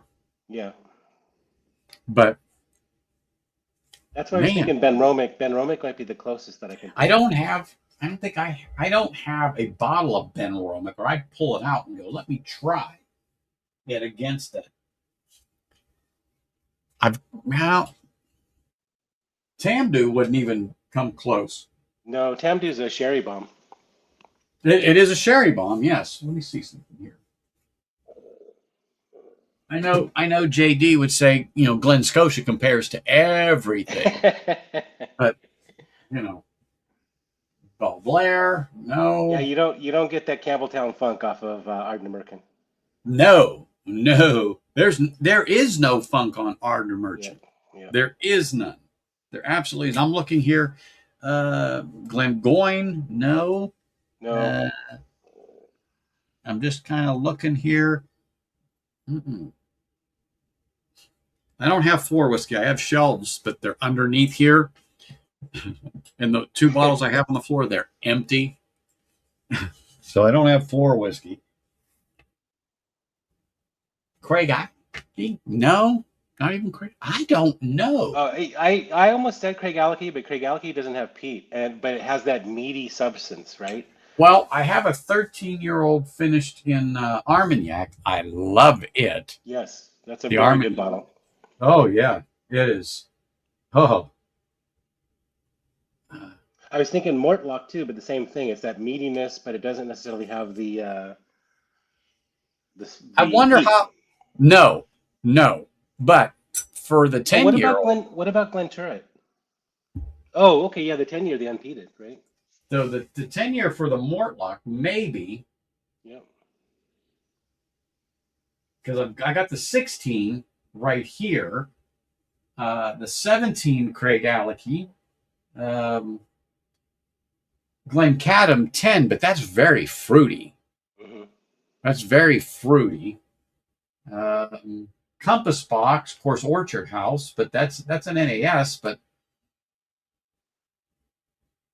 I can't think of anything truthfully to compare it with. Colila?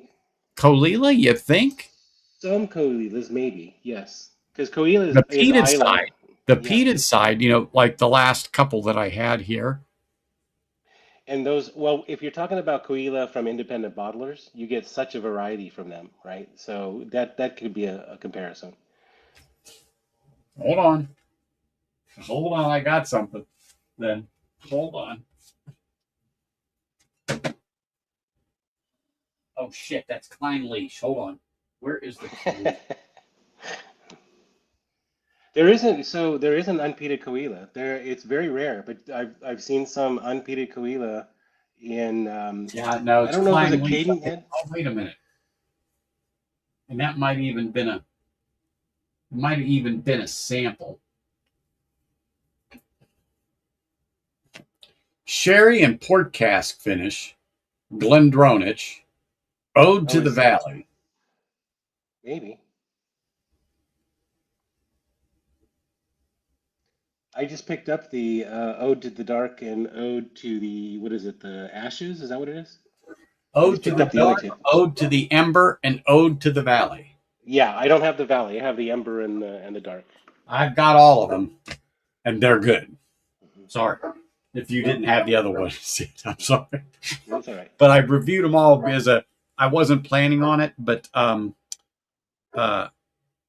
Jay Sal's happened to pop on, and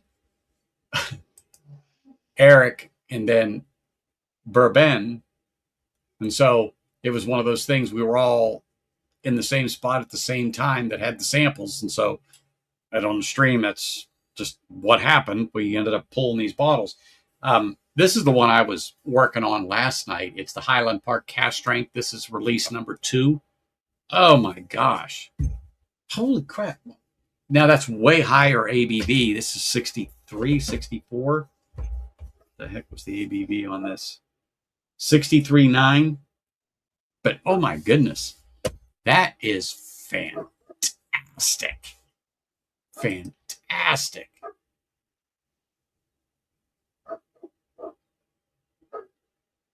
Nice.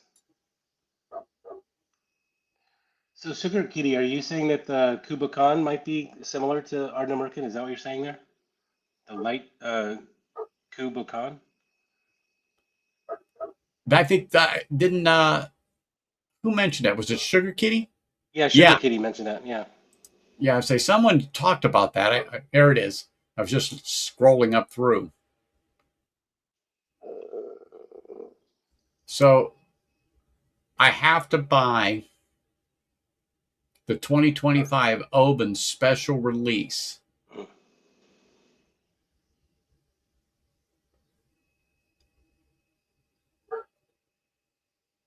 Damn you. You had to say that. Now you know what I'm going to go do tomorrow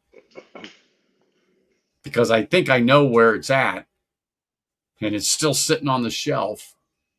I'm going to mention it because I know there's no one here going to buy it. Liquor Lineup 2, one of my favorite haunts. I'm going to have to go in there after I take my wife to her doctor's appointment tomorrow. I like how we get education here too of how to pronounce things too. Kubakin, Oh, not Kubukan. Kubakin. Yeah, Kubakin. That's what I say. Sugar Kitty's here. That's why I highlighted that. Yeah. He has got the pronunciations and he's got it broken down. I swear he keeps the list right at his desk so he can look at it and go, "Oh, you idiots, this is how you say it." I'm telling you, he's one of them. He has got it going on when it comes to that pronunciation stuff. Oh, Ruby Port. Oh my goodness, yes. Ruby Port. Oh my goodness. Yeah, I really don't know what else to compare any of these two. I got a little little sip left here of the American Tour 2024. I don't know how I left that in there. So how would you rank them, or are they just different? They're so different. They're just for different moods.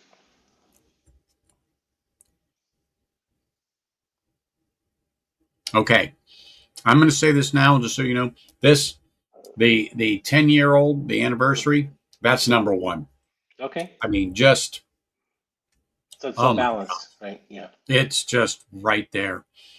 And the 2024 American Tour bottling, the Hmm. Madeira and Sherry, that's number two. It is just phenomenal, and it gets harder going down, but it's for me now. It's It's just got a lot of flavor. they all do. Yeah. They are not lacking. They are absolutely not lacking in flavor. They are not lacking in character. They are not lacking, period. But I think this the cash strength. I know people are probably going to be surprised it's not number one or number two at least, but that's got to be third, and the Sherry's fourth, and The just for Saturn's one is picking fifth. Yeah. the 2025, the uh, the tour, but ask me in 5 minutes to let me do a whole nother round, Or I'd tomorrow. probably change them, except for Tomorrow it could the change. 10, Yeah. except for the 10 year. That will be uh, that would be number one right there. Cool.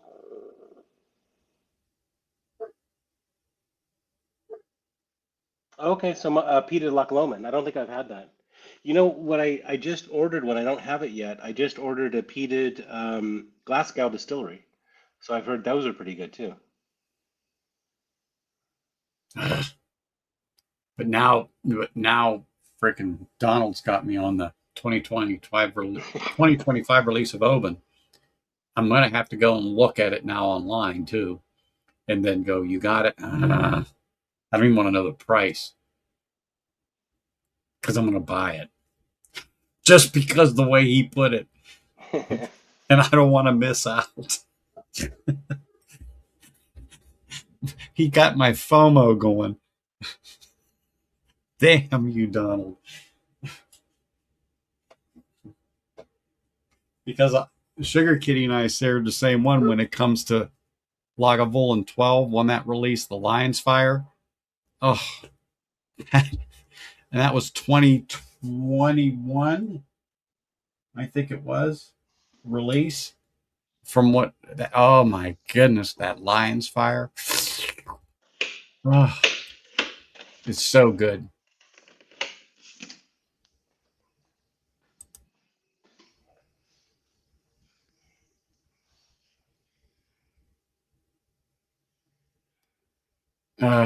Yes. I love my Loch Lomond 12. That Loch Lomond 12 is a great, great sipper. You just can't go wrong with that bottle at like $40, Yeah. please. It's really, really a good sipping uh, peated Scotch, and it's not deep in the peat. It's like Ardnamurchan. That's how I Yeah. would put it. And I think Ardnamurchan is lighter than Loch Lomond. But I was drinking this yesterday in the cask strength, the Highland Park, and I was searching for the peat. Have you? No, because it's a light peat. Highland Park It's is that heathery peat. It's very light, mhm. right? I got to get that 12, the Highland Park 12 Heather, I whatever. was just gonna ask you if you've got the heather. The heather has a pretty strong peat to it. I almost Yeah. went and got it today. I just No, didn't it's go very that. good. I Yeah. didn't. I could have, but I had other things I needed to get done today, Hmm. and so I come home and did that. And I think it's about $65. Yeah, it's not expensive, but it's cast strength. Is it? I didn't look at that, but Oh no, it's I if it's saw not it. cast strength, it's pretty high ABV. It's like 57 or something. I It's high. saw it at Total Wine. Yeah.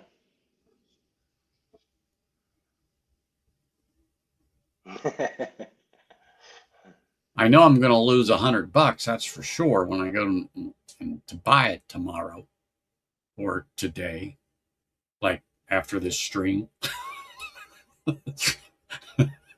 because now you've got my FOMO in a full rage. You're gonna run over. Damn you, Canadians! I'm telling you, it's old age, but Loch Lomond 18 is even more like under. Ah, damn, Okay. Sugar Kitty, don't tell me that stuff. It sticks. Loch Lomond 18. I don't think I've seen an 18 here that I know of. I don't see many Loch Lomans here, to be honest. Every once in a while I'll see the 12. That's about it. What do you mean only $100? What are we talking about, Sugar Kitty? Loch Lomond Eight, 18? yeah. They're usually pretty inexpensive, the Loch Lomans.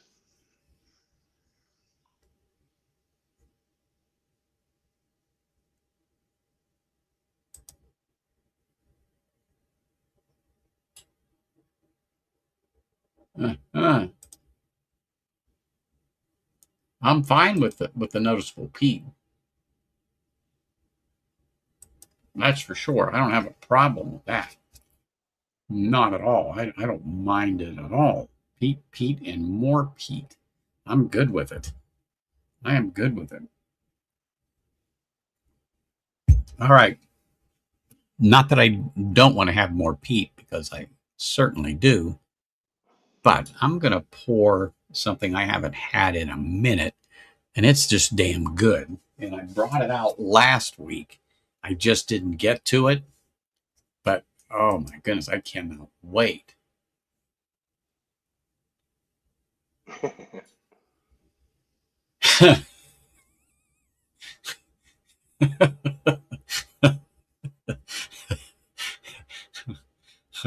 Well, I don't have too many of those left, thank goodness. But so I was moving stuff and I said, oh yeah, I forgot about this. My Glenfiddich, the Project 20. I haven't had that in a minute. But I'm looking at some other stuff and it's like, oh. But I think I am going to open that and have a little dram of that. Hey, Anthony. Yeah, Thank you for going through the blind. I'm gonna drop off, go but I'll ahead. still I'll stay in chat. All right. Thanks again. I'm glad you liked everything, and Nope. I'm glad I was able to introduce it to you. I certainly did. Thank you very much, sir. You're welcome. Appreciate you. Yeah. See you later. See you.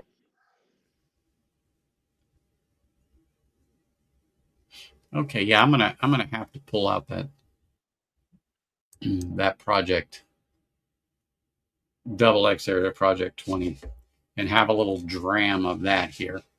But yeah, that Oban now is really, really sticking with me now that you said that.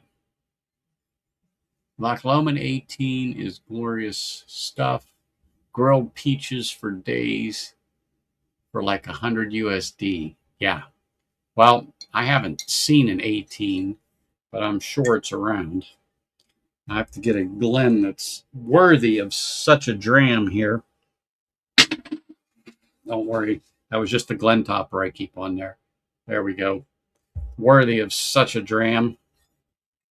Glenfiddich experimental release number 2, 47 ABV. 20 mines, 1 unexpected whiskey. Well, they're not lying there. We're going to get a little taste of that again. Ah, yes. I hate to. You don't want to waste a drop of this stuff because I don't have another bottle of it. Don't have another bottle of it. Got it as a gift and didn't open it right away. By the time, it's one of those ones that by the time you realize what you got, it's gone.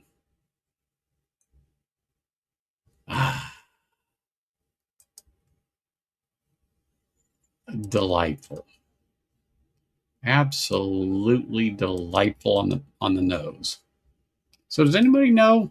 All right, I gotta call Mike to find out when he's gonna start streaming again. I meant to chat him up. I've seen him in chat. I think it was this last week, but I didn't get a chance to call him because, like I said, I know he's got a new job, so I don't want to bother him. But oh well, I'll get around to him.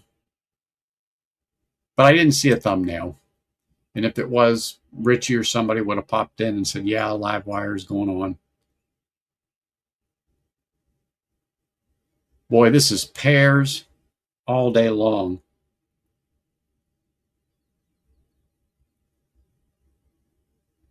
Definitely heather, light floral nose.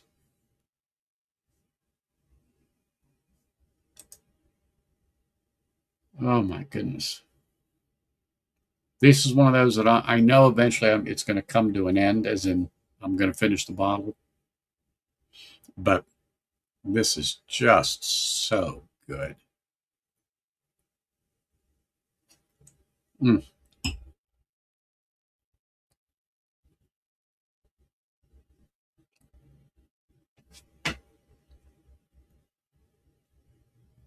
You know, it's the same but different. But boy, it was closely reminiscent to the 10-year Ardnamurchan. I wish Scotty was here. Just on the palate right now, what I'm tasting.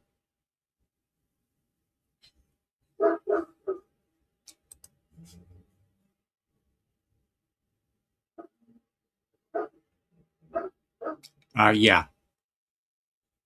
Yeah, I will give you that, especially on the nose.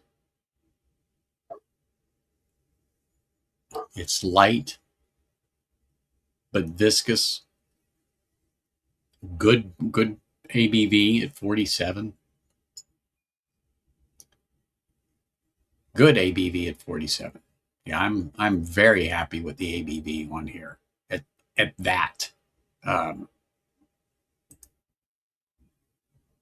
Yes, it is. Yes, sir, it is. Yes. It is heavenly. That's why it's in the long-stemmed Glen, because it's worth it. And it's the next clean one that I had ready. The other one I have to open up the box and pull them out. But yeah, no, this is definitely a great dram to have. Great dram to have. Mm.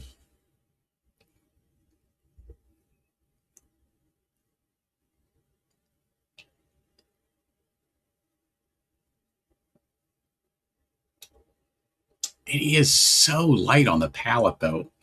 After the Ardnamurchan, but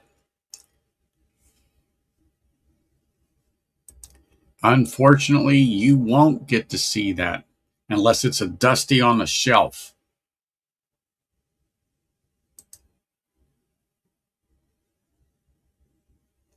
And this one is, I'm not getting apple notes, but boy, the pear, like Donald and I agree with, all day long. All day long on this thing right there. And this is something that I literally put in the back on the shelf because if it's up front, it's too easy to keep grabbing. Because no matter what you were thinking about when you come into your whiskey room like this, um, you see that you want to go after it. You absolutely want to go after it. Oh my gosh, where have you been? Where have you been? And don't tell me this work thing.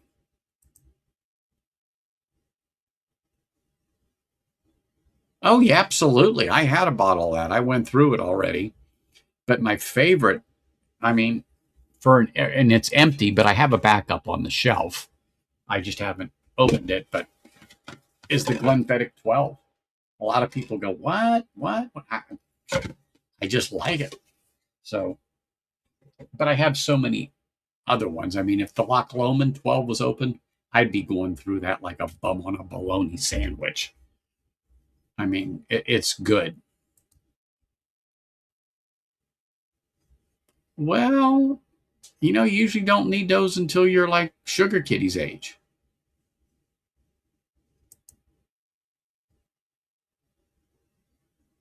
Oh, of course, that 14. Um, that 14, oh my goodness, yes, that's a sweet spot in there, if you ask me. But the 12 is there, and I said my backup is on the bottom of the shelf and in the back. But if I really get a hankering for it, I've got it. I've got it. But yeah, that now this is Project 20, and it came out 22. I'm trying to think. 22, 23, somewhere in there. Because I got it for Christmas from my dad. And oh, it's really good.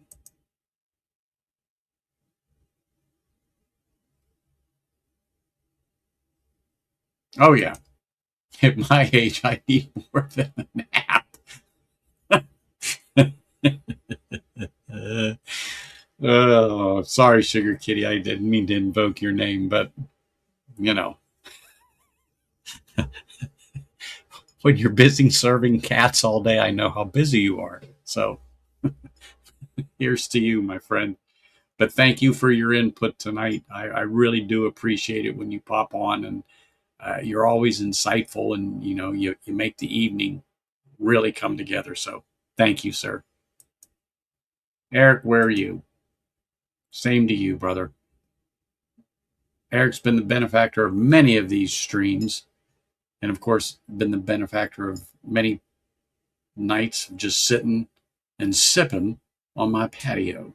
So thank you, sir. Appreciate it.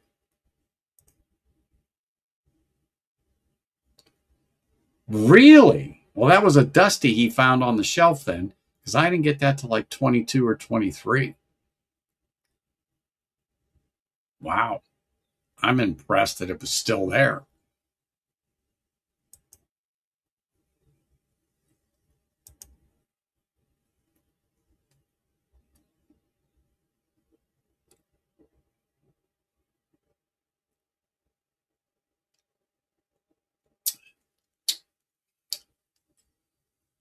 Well, there, Scotty, if you are a fan of Scotch Down Under, that's nice.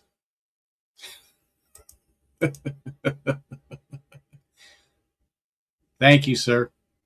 I do appreciate you.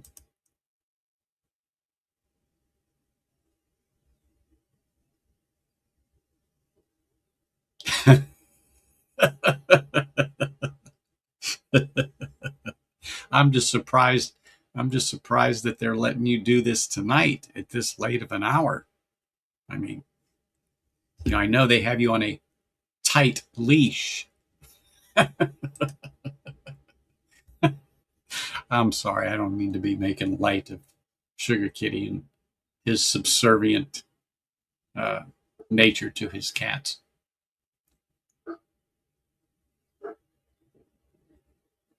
Pretty much. Pretty much, Richie. 20 people, 20 minds? Yes. Mm-hmm.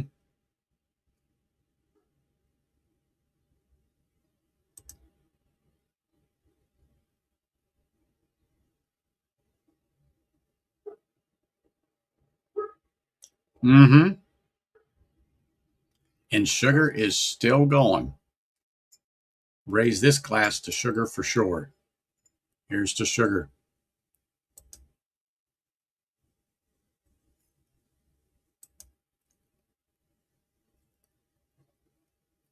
Mm-hmm. But now I'm interested in that Oban, Donald. Really, I am. I mean, I know I've seen it, and I'm pretty sure it's at liquor lineup too. Sitting there waiting for me with my name on it. But I'm like, I mean, they could tell me it's like $250, and because you said that, I'd probably be like, damn, Donald.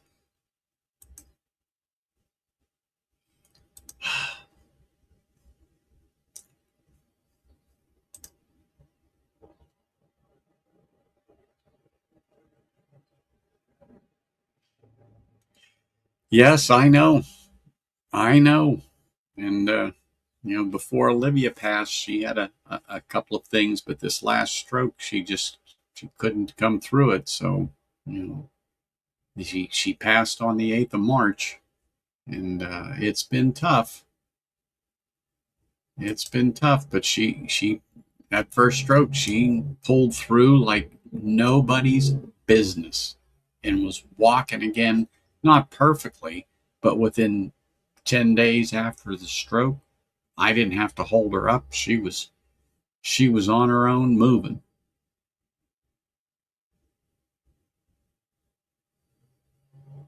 Oban 18.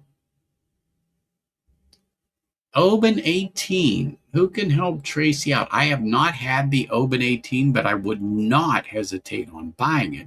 Unless they told me it was like $300 or $400 and they'd go pound salt, because I better get a taste of that first.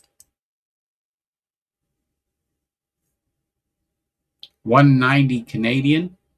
So I'm gonna figure it's about $1.50 here to $1.75.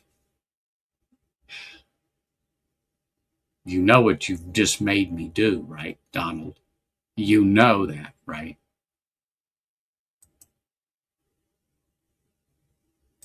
And when I do get that bottle, Donald, I'm going to have a stream and it's going to say, it's your fault.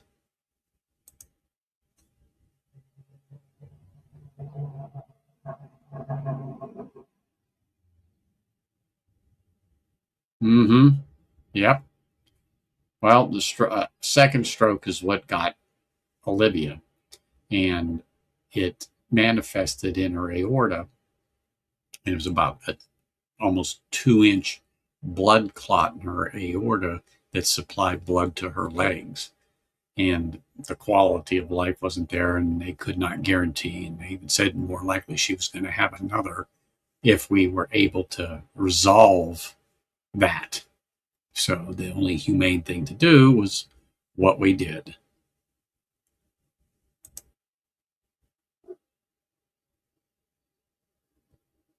Oban 18 is a pass for Donald.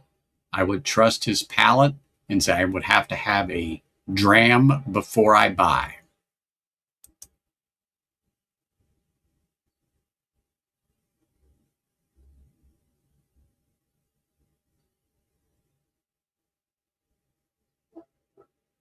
Taste is very, very subjective, Tracy. Remember that.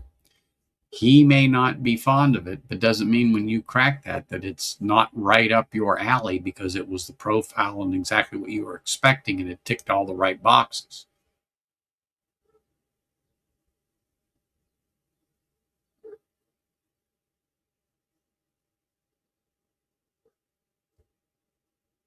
There you go. Sugar Kitty has spoken.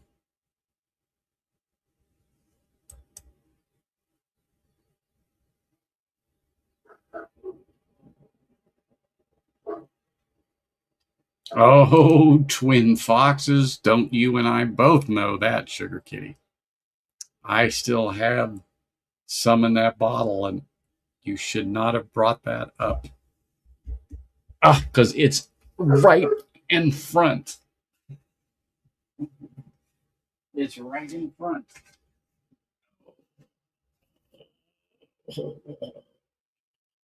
Twin foxes, baby, right here. Look at that. Look at that. Oh, twin foxes. All right. I'll have a little taste of it. As soon as I finish this dram here. Sugar Kitty is making me open up twin foxes. It's Sugar Kitty's fault.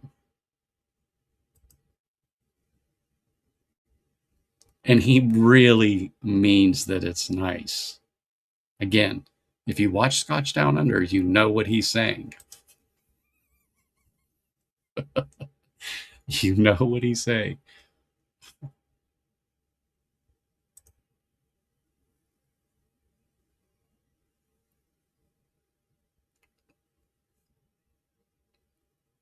Mm.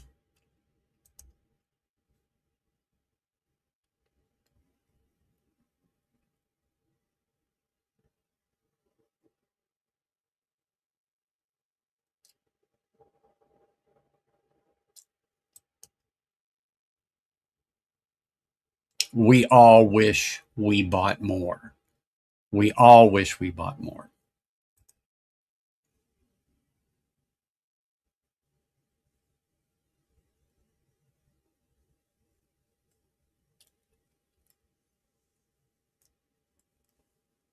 Mm.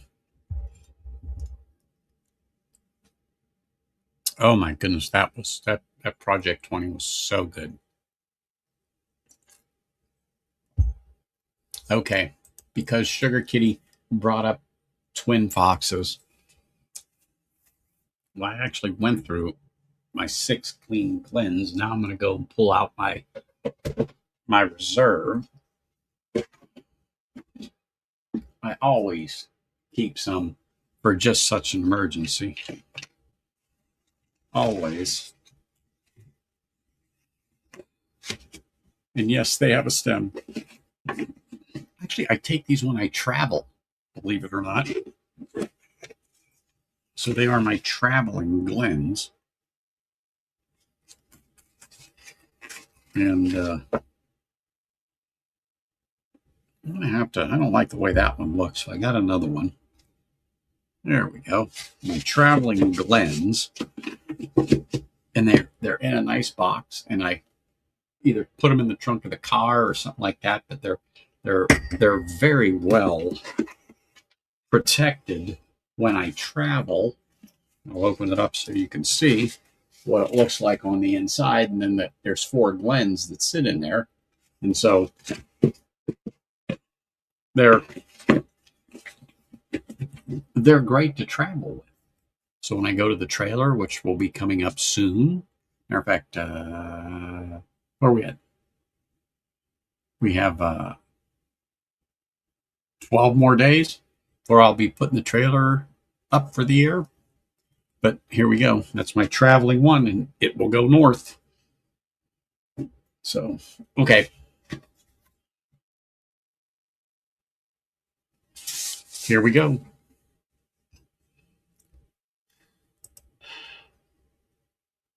Yes, it does. Yes, yes. And the Catskills, yes, I know what you're talking about.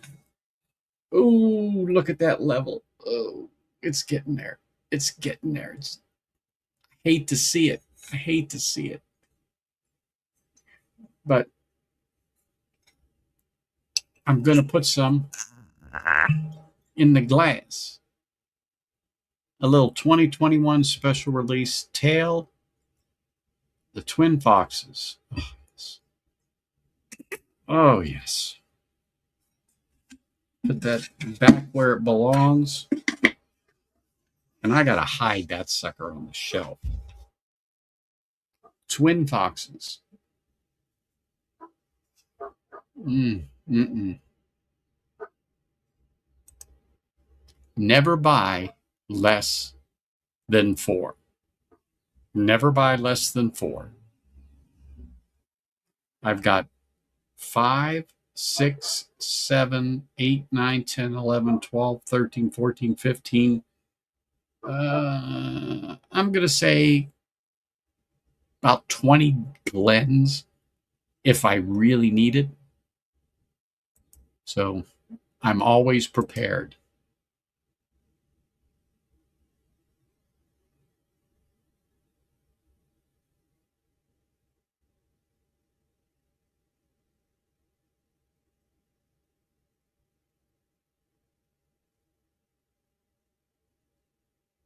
Twin Foxes is amazing.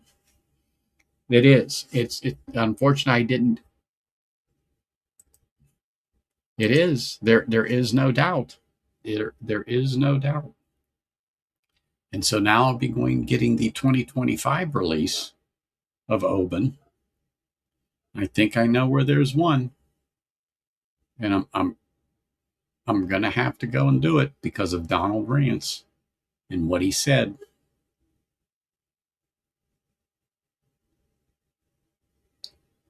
Pear and brine, I'm telling you.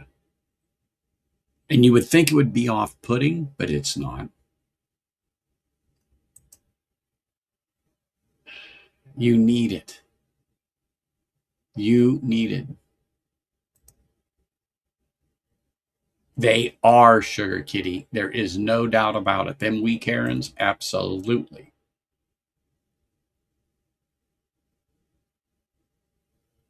Hey, that's perfect. When I come over, there will be no shortage of Glens for the drams.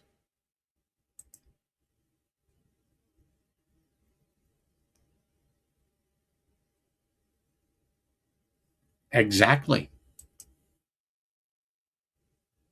You know, it's like a bourbon neophyte mug. If you ever get one of those, it's like trying to pull a tooth out of a chicken. But I do know a few people here that are recipients of it.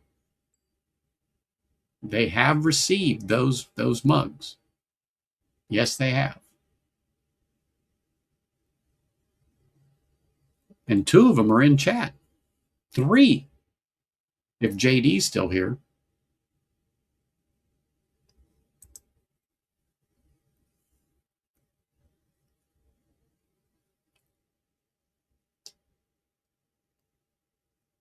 You know, it can happen, brother.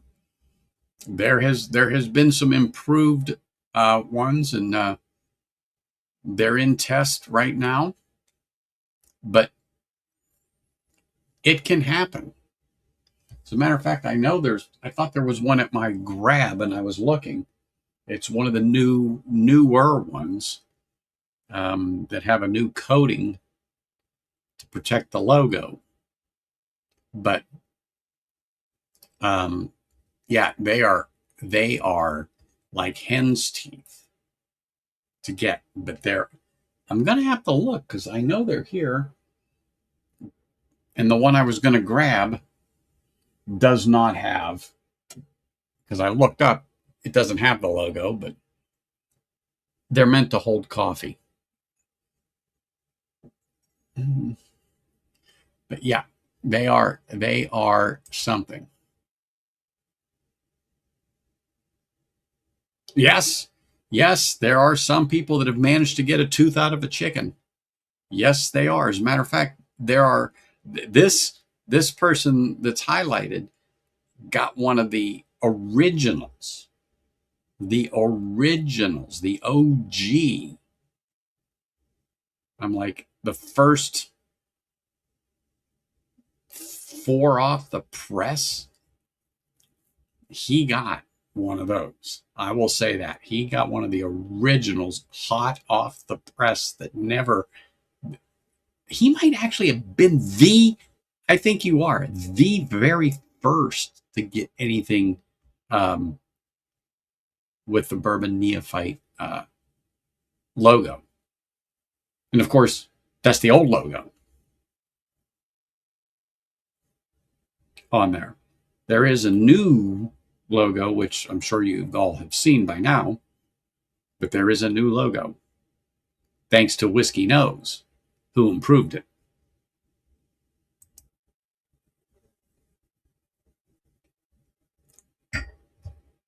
Mm,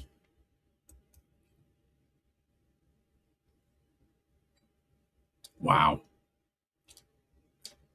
That is such a balanced whiskey, that Oban 12, its Twin Foxes. It is really, really good.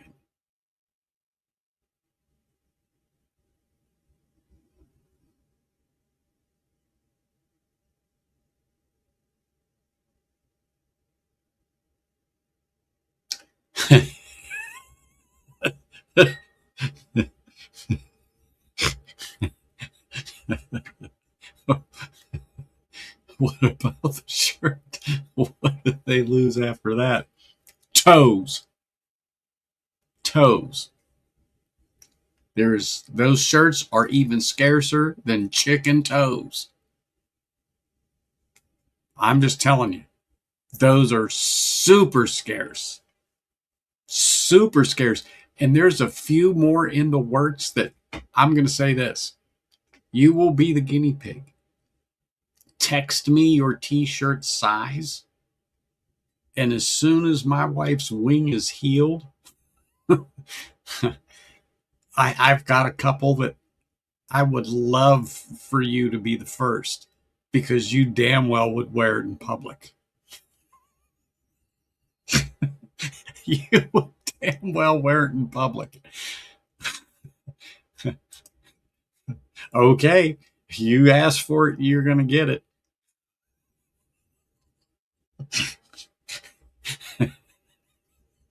I'm laughing, but you're going to get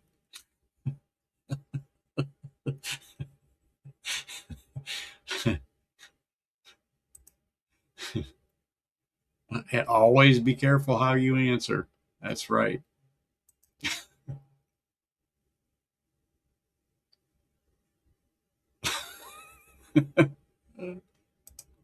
Okay, it can be done. L and 2X. All right. Okay. L, 2X, and M. You know what? Hold on. Hold on. I got to write this shit down.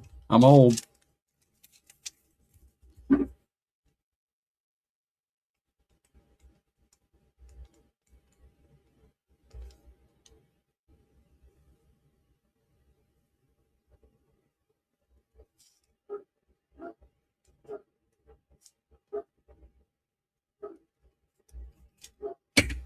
Okay. And these have never been in public at all. At all.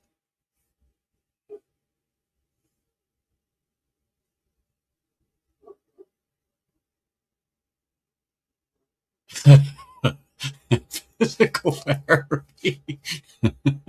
uh, well, there's the fair dinkum mounted pub flag. So you're the first, I'm the second.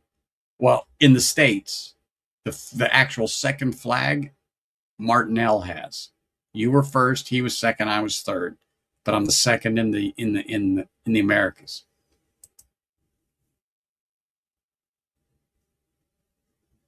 Chicken feet soup. There we go. Okay. Scotty, I'm going to do it. 3X.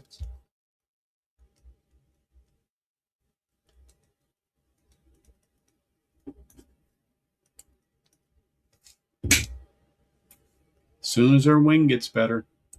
No thanks needed.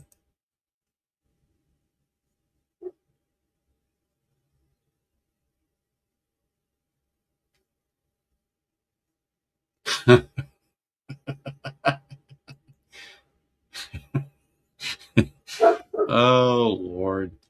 This is good. But this is better. Oban 12. Twin Foxes. Oh. Mm, mm, mm.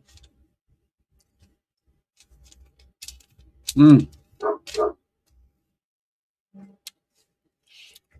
Really, this is sweet. This is salty. This is peat. So sweet salt brine. What a combination. What a combination. Nobody has to thank me. Maybe the wife, but all good. Because, boy, I've been finding some things, and it just is. Now, the logos or the statement on the shirts do not represent the person they're sent to. It's just something. So my logo will be on the front, and there'll be something on the back. But I'm not telling you what it is.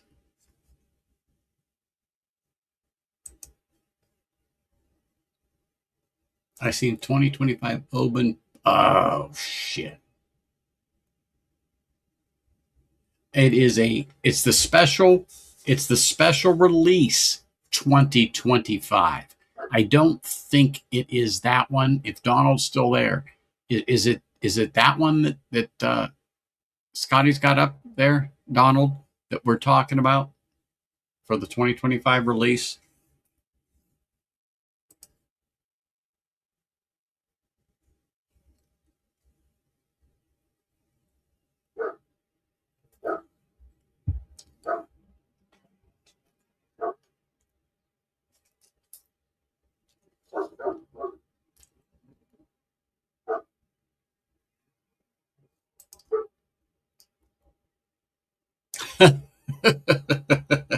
I know. This show can be addicting. What are you looking at? Where are you looking at that at? How much was that? Where do we get that from?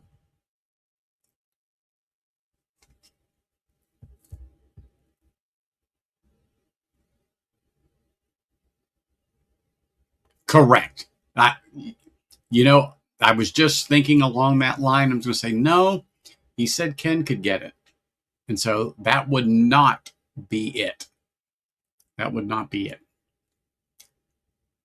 But so Diageo Tracy does special releases.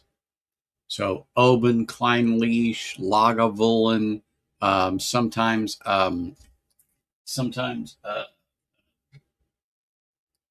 Mortlock,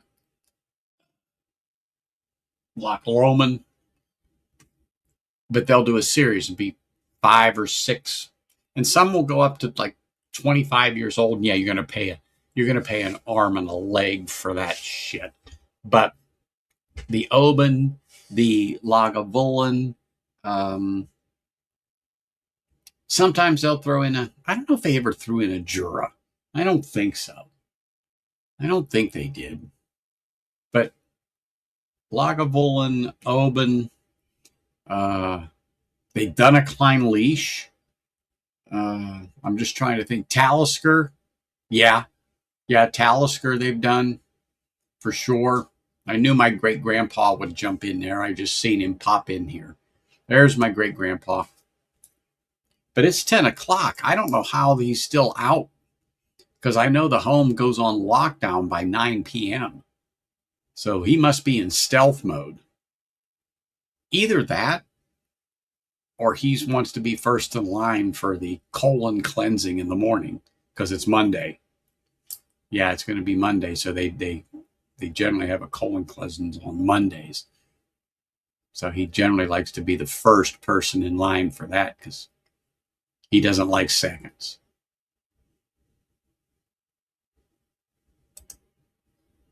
True, Talisker, without a doubt. Yeah, that's why I said yeah. Not that's why I said no. I don't think it's not Diageo product. It is strictly Diageo. Shit. See, you're sitting, you're talking, you're bullshitting, you're almost out of whiskey.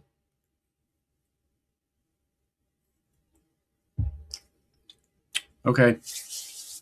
Well, let me take a sip of water.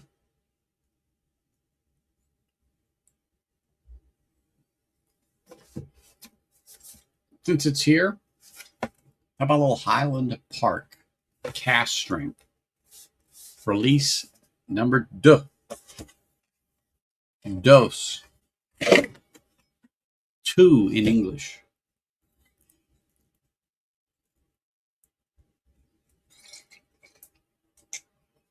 This is really, really good. Really good. I'm going to pour it in the open glass. I don't care at this point. There we go. Just a smidge. Just a smidge.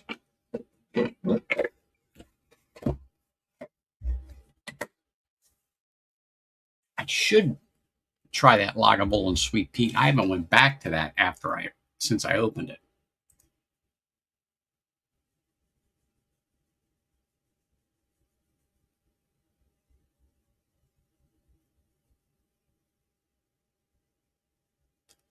I bet they do. I bet they do. There isn't any doubt about that. But I'm just surprised at 10 o'clock you've been able to sneak out. I figured they'd strapped you in and gave you some tizanidine to knock you out.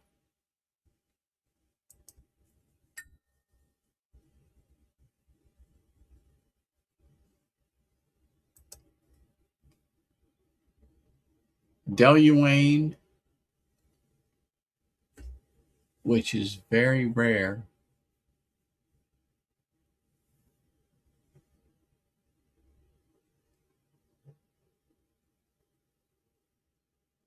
Yeah, well, the prices on that, oh, please.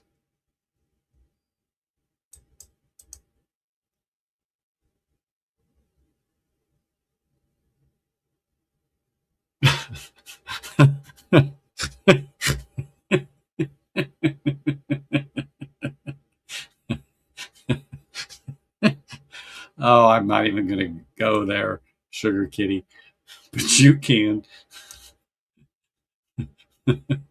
with impunity.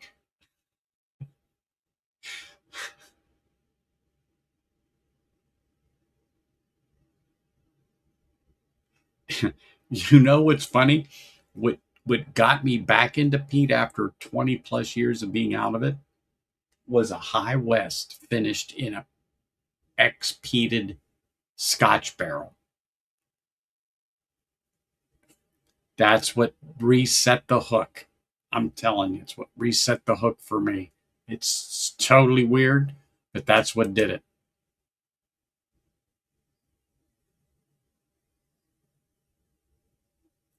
Ugh. Ugh. You know, I have an independent release of that in a 16 year that is 50 ABV from malt cask, and it is so good. Well, it depends on what you have to eat during the day. You could be bazooka or you could be howitzer. You know, the janitor would know.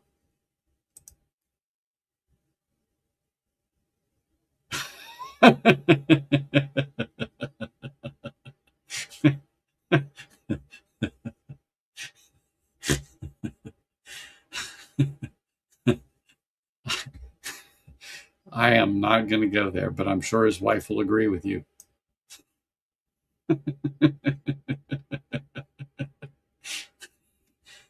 Oh, goodness gracious. Oh my gosh. This is what happens when I stay up late. This show takes a hard right turn.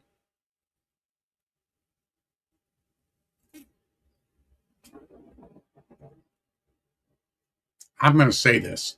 This Highland Park cast strength second release has opened up so well over the years.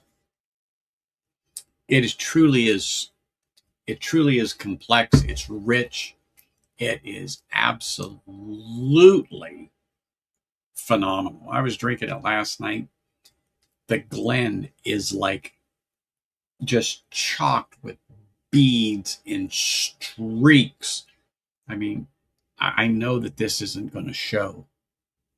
Oh my gosh, I'm trying to figure out how to get this shit to show on here, but I'm going to have to. Oh my gosh, I'm just trying to get this thing. I know it's the light now, but I had to move it. But oh my gosh, this thing is like a mosaic of beads from the oils. It's it's phenomenal. Phenomenal.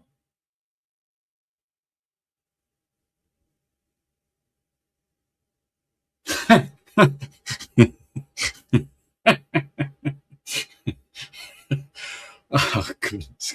Sugar Kitty, be careful on how you answer. Be careful. That's all I'm going to tell you.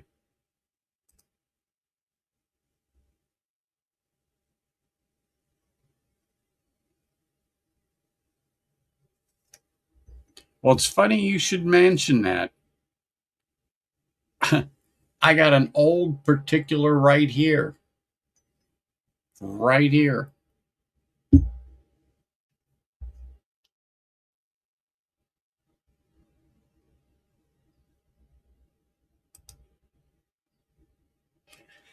I saw a 12-year-old at Total Wine, I do believe, when Jonathan was here. J.A. Sells. Him and his wife were here last weekend. And anyway, we were at Total Wine, and I do believe I saw a 12-year-old.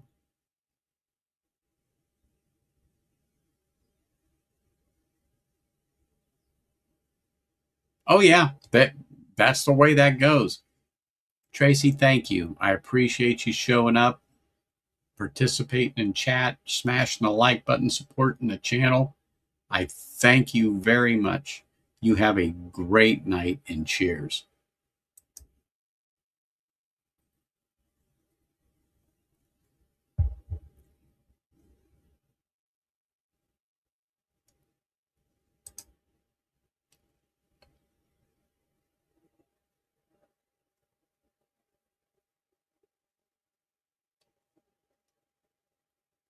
I sure as shit haven't seen that there. I would have snatched that up like a fat kid on a frickin' sandwich. $120. Now my FOMO is in full rage. Damn you, Sugar Kitty.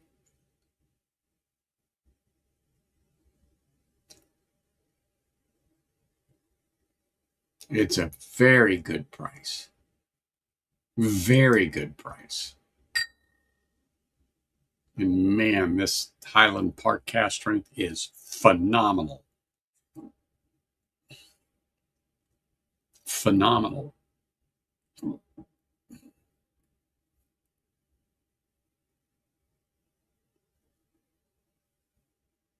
I mean, this thing has opened up tremendously. Tremendously.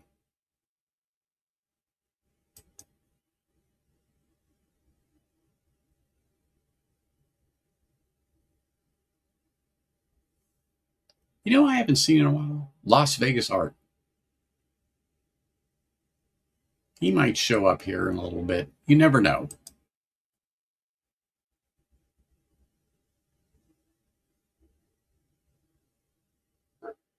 Really? I was just there and didn't see it. I was there with Jonathan and his wife last weekend.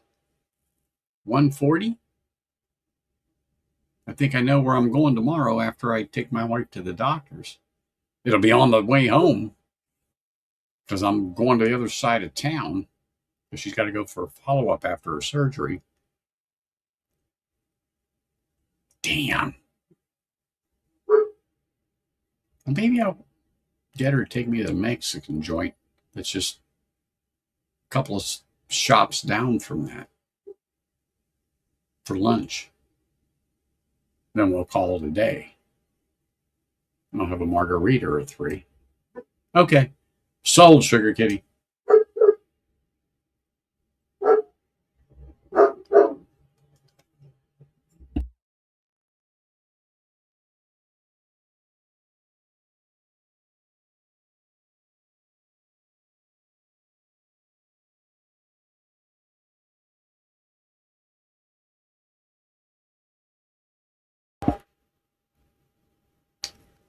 Do you want the aisle and shelf? No idea what the hell that is. I know what an aisle is. I know what a shelf is, but I do know that if you go on their website, they will tell you what aisle it's in. And I can't remember if they have the sections of the shelving labeled or not. Because I only go to one certain one on my side of town if a certain person is there.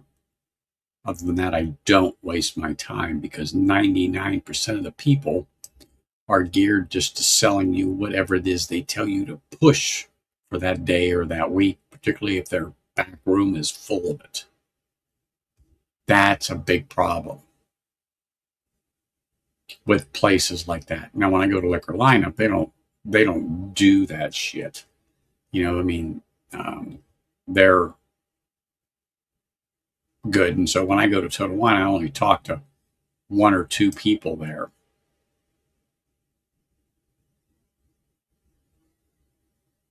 I think that is what it's called. I didn't look it up, but I do believe that is what it's called, Richie.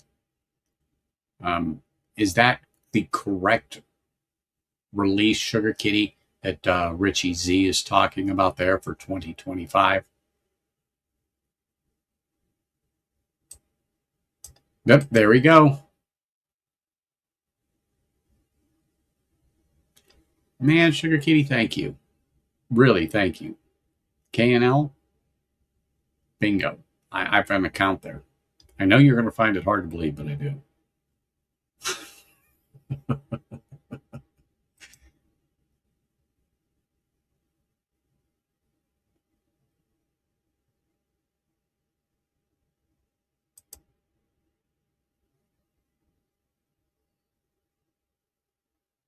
Oh, yeah. Yep, yep. Is K&L cheaper, Sugar Kitty?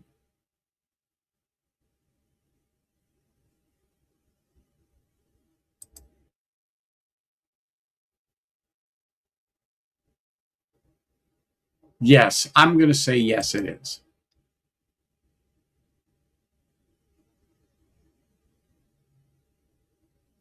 Well, apparently you made the do not ship list, Sugar Kitty, just like Santa's shit list. You're on their no ship list.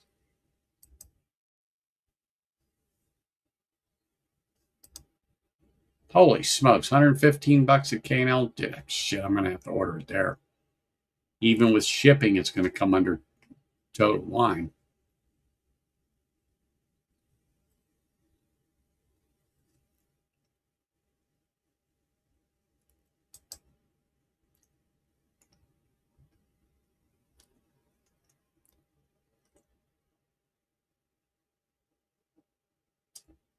Yeah, it's still like 85 degrees here, Sugar Kitty, so I've got the window cracked and the swamp cooler running, blowing some cool air through, or it would be just miserable here inside.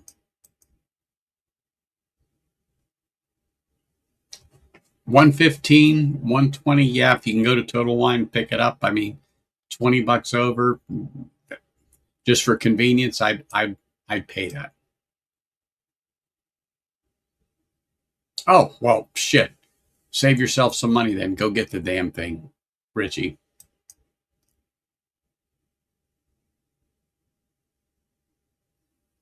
£125 across the pond? All right. Heart and Harbor 2025. Well,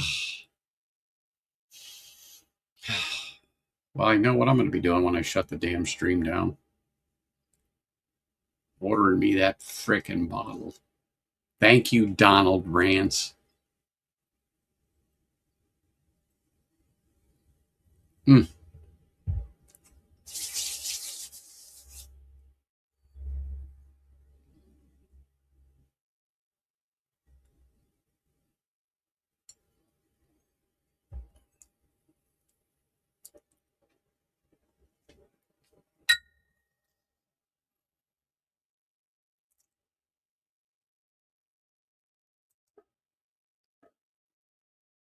All right, man.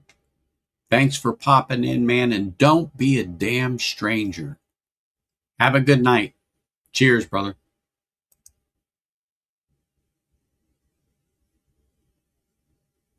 Oh, that's right. You guys got that shit in VAT tax.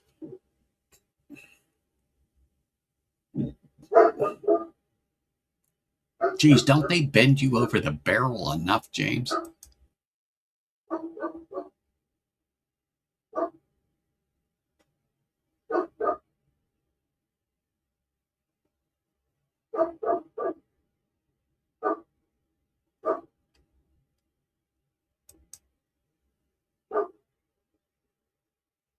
No, correct. It would not include it.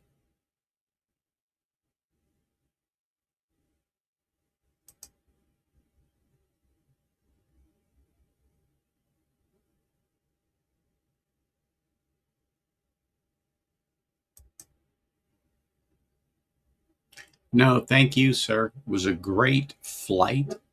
So glad you introduced me to Ardnamurchan.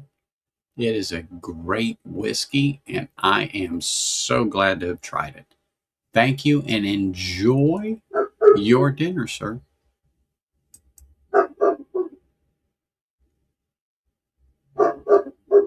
So, 1, 2, 3, 4, 5, 6, 7, 8 dirty Glens. I gotta make it an odd number. 9. 9. I gotta make it an odd number 9. I just do. Sorry.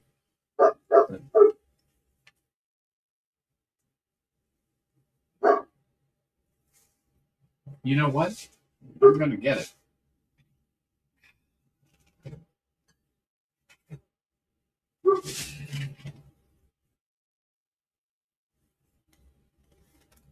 Deluane 16. That's what I'm going to pour for the last pour of the evening. Right here. I'm going to do it.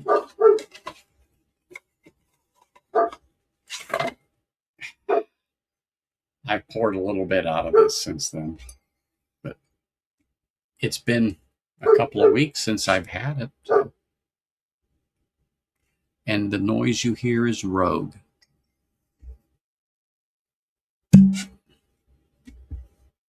Oh, can you imagine that? I have a glass ready to go.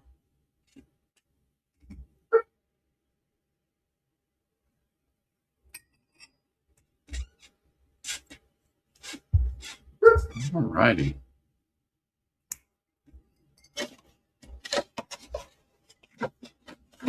Put that back in the box. Close this thing up.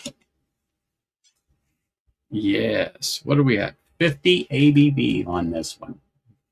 16-year-old Deluane? Oh, yes.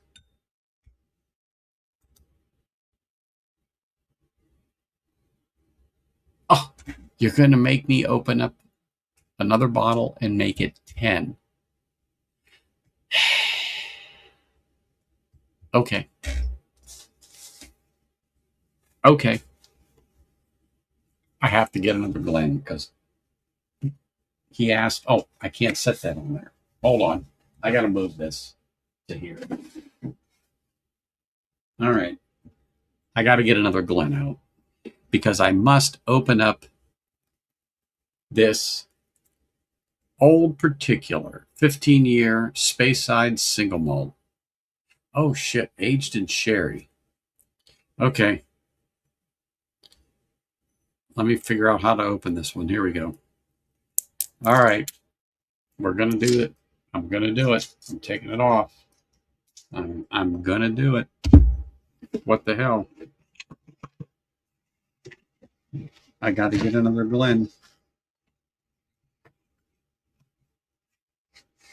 Ta-da! Got another Glen. Jeez, oh man. Jeez, oh man. Okay. Deluane 16 here. Old Particular going to go in here. This is why people have to tune in.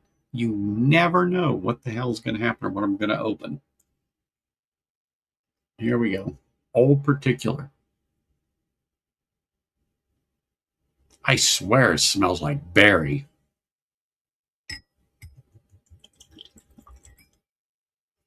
Okay, there it is. It's opened, it's poured. A little bit of water. Because you asked, yes, Old Malt Cask Deluane 16. And I poured the Old Particular 15. Old Particular Deluane.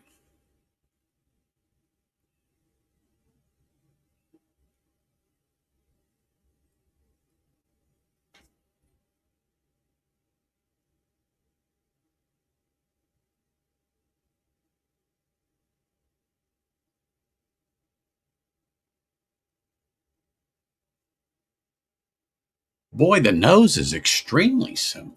Extremely similar.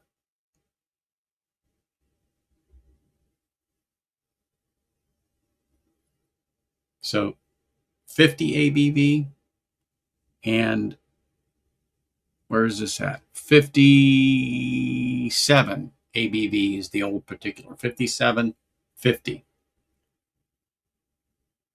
But the nose is so similar. I mean, like to the point that, oh my gosh, yes.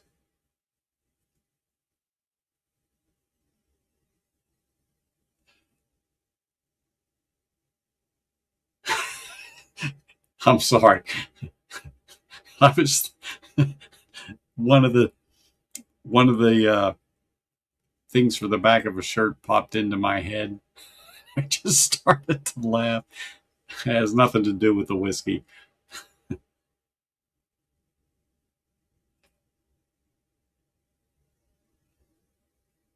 I am telling you, they're so damn similar. So damn similar. You would almost think you are sniffing the same one. Deluane, Old Particular.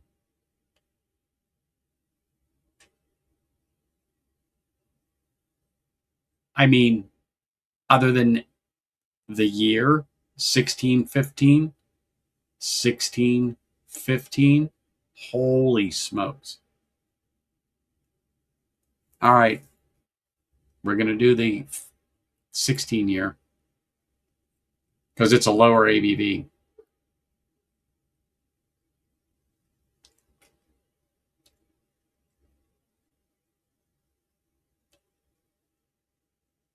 I've had it before and it's fantastic. Fantastic.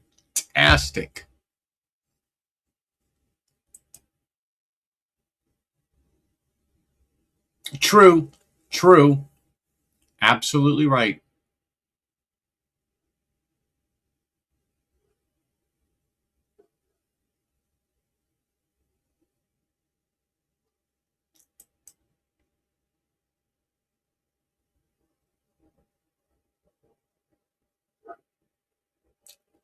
Probably the same distillate, just left one more year in the damn cask.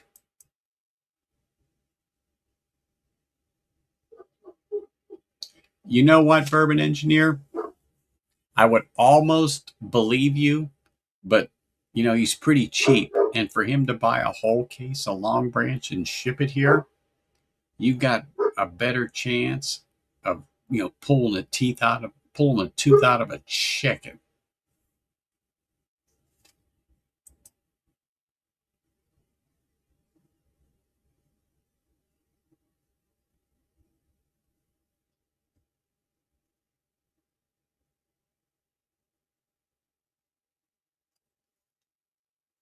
Hey, Tora. Cheers, man. Appreciate you popping in and saying hello. Thank you, my friend. Thank you. Man, look at this, all the way from the East Coast over here. Cheers, brother. So just so you know, Deluane 16 and a little Old Particular 15 in this glass. But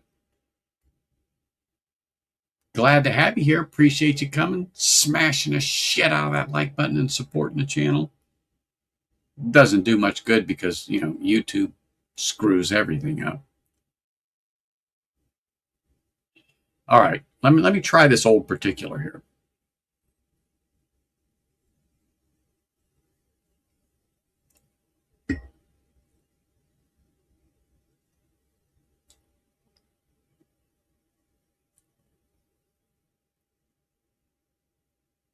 Holy smokes. That Old Particular is damn good. Now, let me just say this. It's really hard to pull them apart. Really hard. Although I like the higher ABV in the Old Particular at 57 versus 50. But let me just say this. I swear they're like that. Because I've had this before. I've not had this, the Old Particular, before. And holy shit, it's like the same. But the higher ABV is nice. Very nice.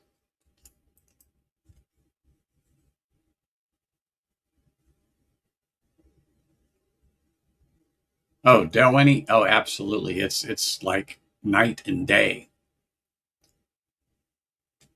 Night and day.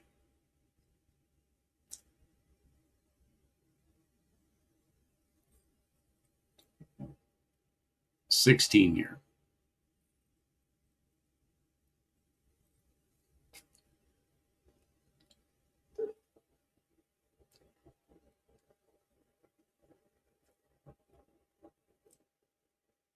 I'm telling you.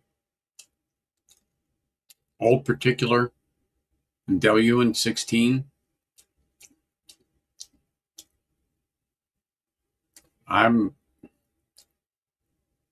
Other than the age difference and the ABV,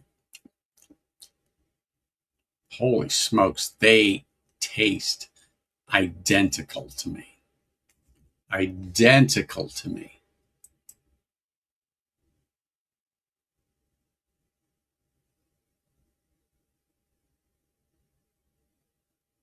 Holy smokes. I mean, Old Particular is very good. Very, very good.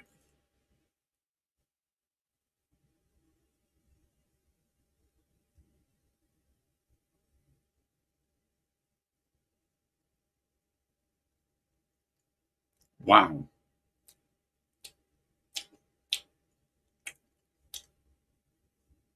Holy smokes.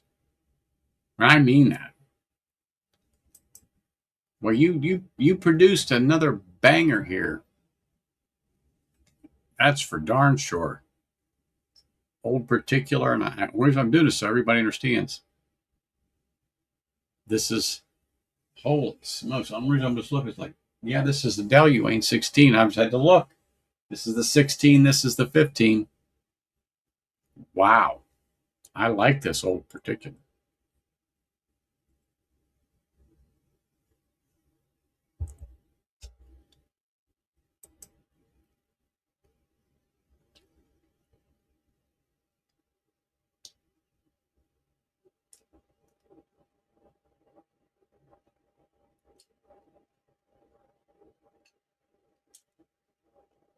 Holy smokes.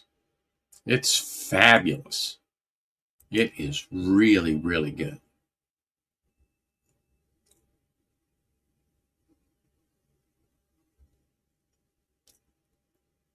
Apparently, they haven't come and given you that suppository yet. Because that would put your ass right out, no pun intended. But yes, go ahead and pour that. I just don't understand where you hide it, and please do not tell us because we are still live. And I want to apologize to everybody for my great granddad. You know, we try to explain to them he needs to be sedated before 6 p.m., but it's hard to find good help.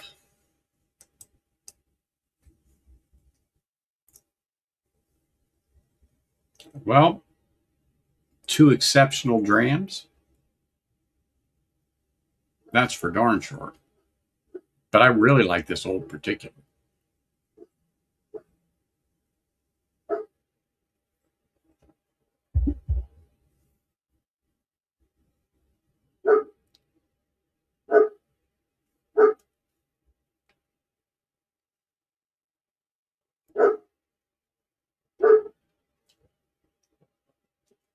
The Old Particular is very sweet.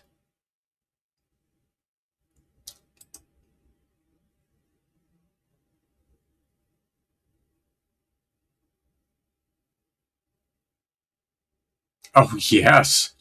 Oh, yes, they are. Are you looking at liquor lineup? Liquor lineup is particularly liquor lineup 2, but it doesn't make a difference. The prices are the same, but liquor lineup 2 is like 10 blocks from my house. But if there's ever something there at a good price and you want it,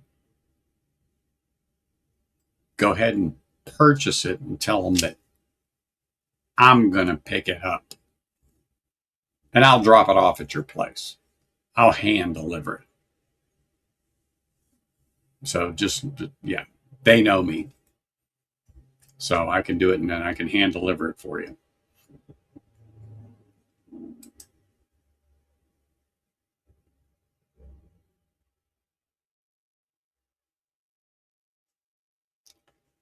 You know, Grandpa, that's just too much. That is just too much. Just shoot that dram, close your eyes, and go to sleep. I don't mean permanently. I just mean for the night. It's late. It's what, 10:30? Holy smokes. I think there's a law against that for you.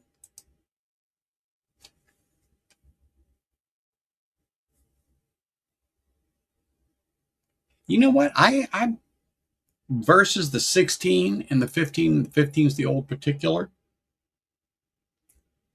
I'm kind of leaning towards the Old Particular. And boy, they are so hard to pull apart, but there's something about that Old Particular. I don't know. There's just something about it I keep going back to and going, it's really nice.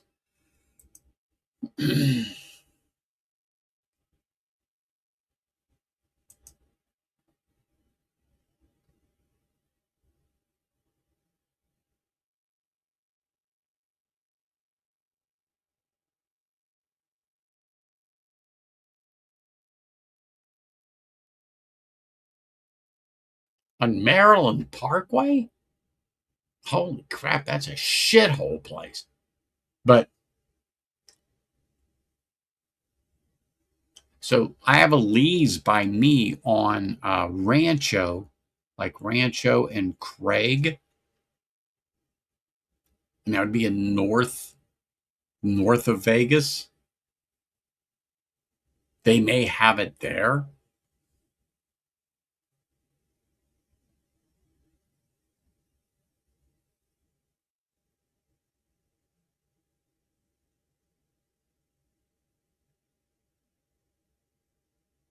Whew, yeah, Maryland Parkway. Whew, crap. I know where it's at, but holy shit, I'd have to Google it to see if it's like before Flamingo or after Flamingo. So that means it'd be between Flamingo and Tropicana. It's like, oh man, it's a shithole area. Shithole. But I have been there. I have been there.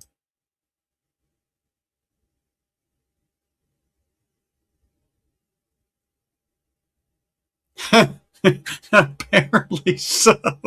That is the one. I mean, it's a shithole. It's an absolute shithole.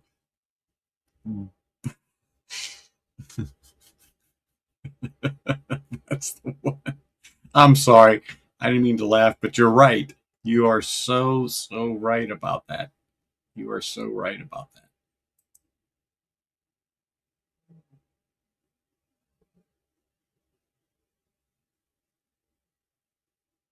Oh, me too. Me too.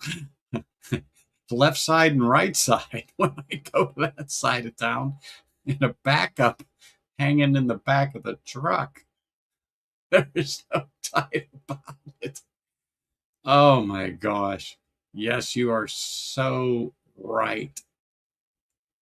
And you can see the sign, or sorry, you can see the sign behind me. So I carry a lot of things.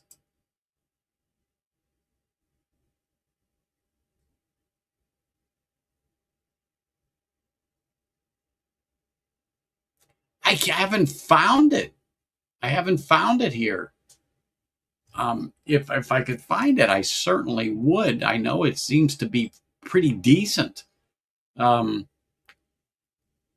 I haven't heard people specifically talking about it yet. I mean, when I say talking about it, that I know their palate and have said for me to go buy it. Um, the last one that someone told me to purchase was the Oban 12 2025 special release, to which I'm going to pick up tomorrow because I know the person's palate and I am not, my FOMO kicked in, so I'm going to go buy that damn thing. But I have not seen that here in Las Vegas. But I'm damn well interested because I like Ardbeg.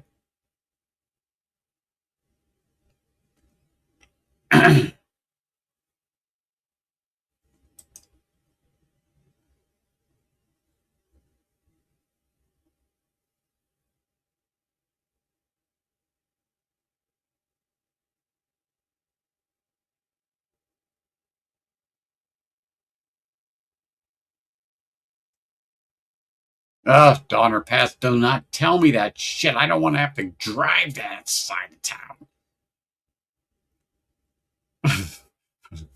I've already got one thing on my mind, which is the Oban 12 special release 2025. And now you two are getting me thinking about, oh my gosh.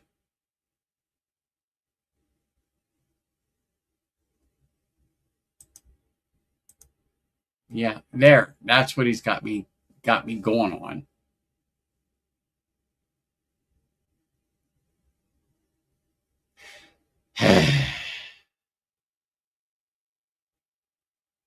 Damn. You got me going now.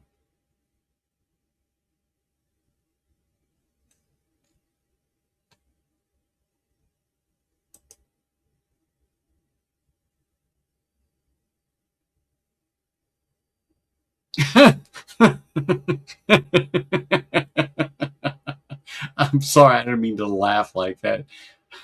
Mayhem. I am so sorry. I mean it. But that's true determination right there. True determination. Oh my gosh.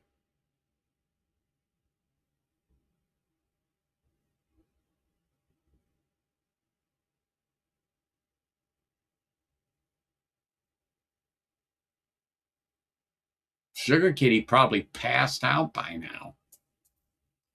I doubt if he's up. But no, I have not.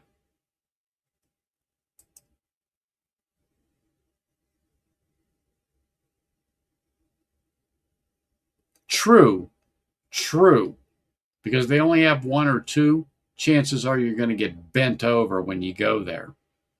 But yeah, no, you're absolutely correct. And they don't transfer between stores because I've tried that shit. And I went up to Henderson to pick up stuff because they won't, move it to another store. I kind of got it, but I was a bit pissed over that.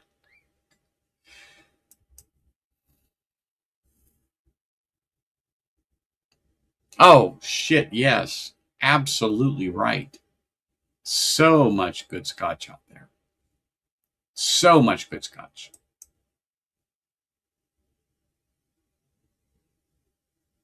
Oh, of course, I know that. But it's going to that side of town. It's going to that side of town that I'm like, is it what Maryland Parkway and what specifically? Maryland Parkway and okay, Maryland Parkway isn't close to the airport, as in McCarran, aka Harry Reid, and I don't call it that. He was a shit. But McCarran Airport, it's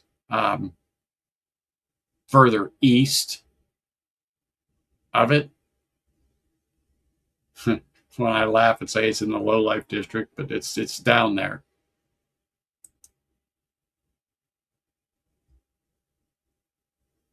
Oh, Lefroy? Shit, yes. Oh, yes. Carches, quarter cask, PX, please. Deliciousness in the glass.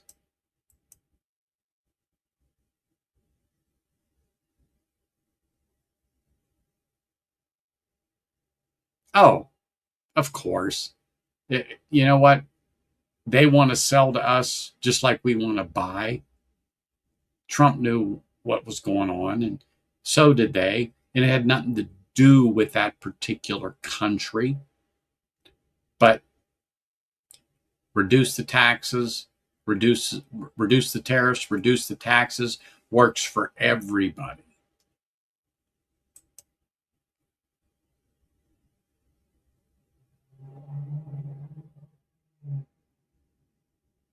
Oh, that's Hendertucky.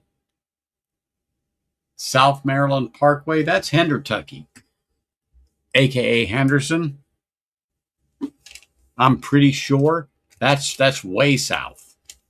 Way south, but I'm writing it down just to see. 8180.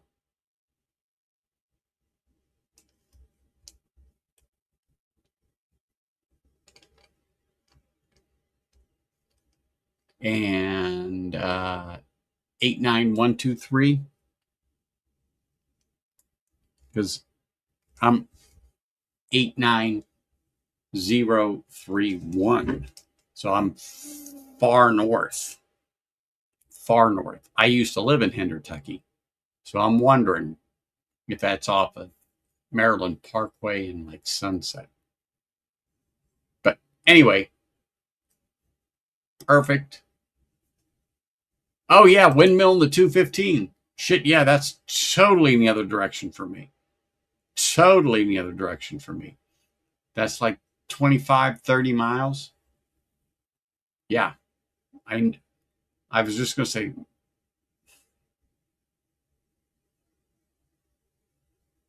yeah, nothing to it. It just depends on the frickin' time of day. It just, holy shit, where'd my whiskey go? Oh, yeah. Left hand, right hand. Okay, here we go. Back to drinking. Sorry.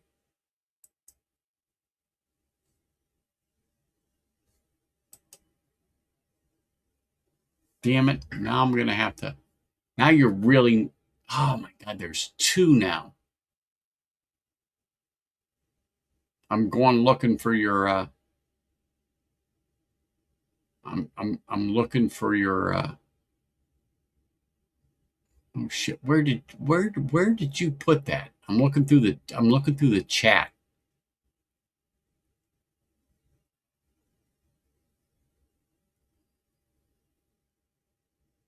Okay, here we go. Here we go. Yeah, I'm writing this shit down because I'll forget.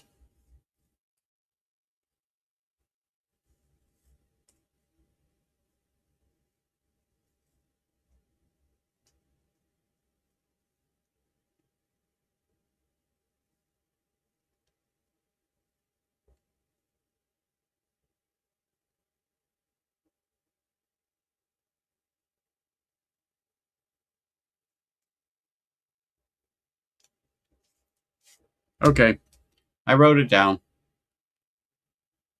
I'll be on the 2:15 tomorrow because I got to take my wife to the doctor. So another 10, 15 miles around the horn. It could happen. It definitely could happen. Are you on Scotch Down Under's Discord?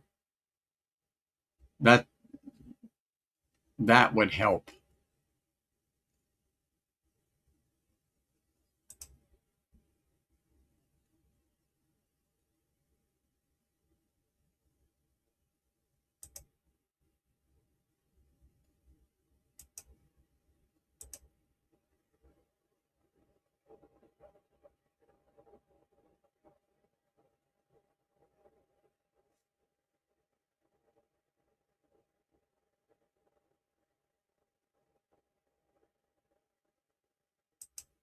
Okay, that's what I thought. I thought I saw you on there. Okay.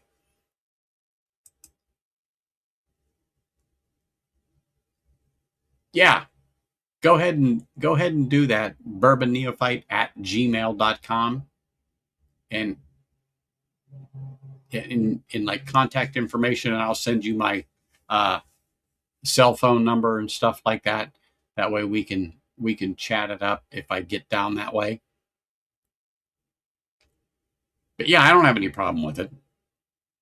So because I might leave with two myself if they haven't.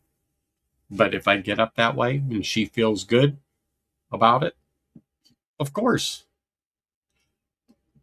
that would give me a reason to come to the East Coast.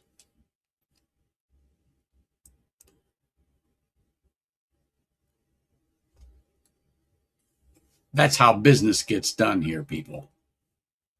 Anyway, but I'm really leaning to the old particular.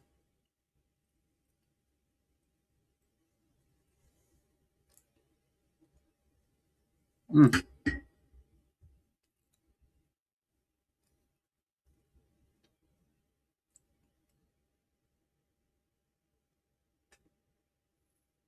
Man, I don't care what you say. They're freaking similar, and they're both fantastic. They're both fantastic. Absolutely fantastic. Grandpa, how's that dram going? You all right? You didn't fall asleep, did you? Sometimes, he falls asleep in mid pour and he wastes a lot of good whiskey, pours it on himself. But hey, look, at his age, we're just glad he's still around. But I got to talk to your other great grandson, Marty. I'm trying to set up a stream with him and Great Shot, and maybe you, if you're awake and are able to drop off them samples one day. Still up and enjoying the dram.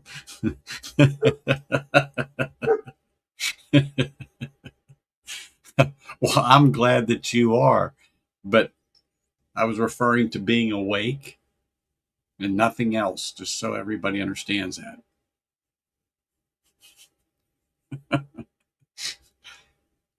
Damn, that glass is almost empty. Thank God I've got something in this one.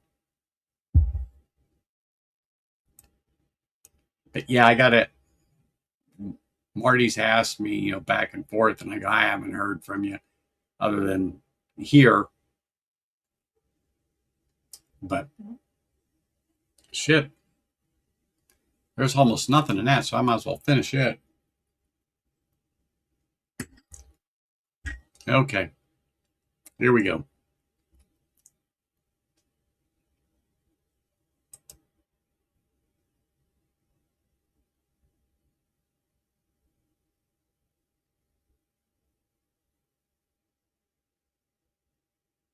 Look, Grandpa, you don't owe us shit.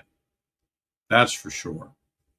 When you get up the strength and the energy, we're all good. Me, Marty, Great Shot, we're all good. Whenever you can, man. We know at your age it's hard to get it up. I mean, get up and move. That is, get up and move. You tell him, James. Ain't that sweet? Ain't that sweet? But at his age, we're just happy that he's still around. He may not be coherent, and he may not speak plain English, but it's okay. It's okay.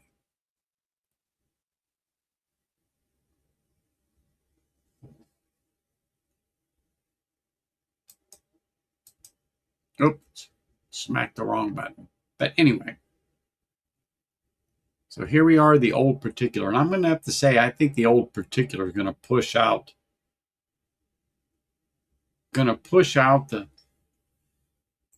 the Del U in 16.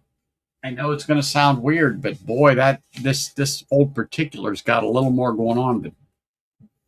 But they are so like identical. Both of them are practically the same, but they are so identical. But I think there's something about the Old Particular I just fancy more than that. But they're both exceptional. Both exceptional.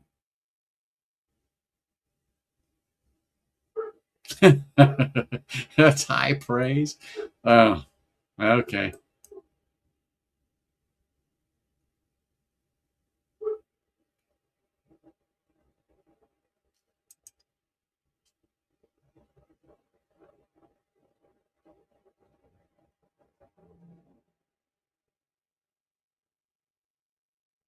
No, I've never heard of it, but I'm certain we will try it. That's for damn sure.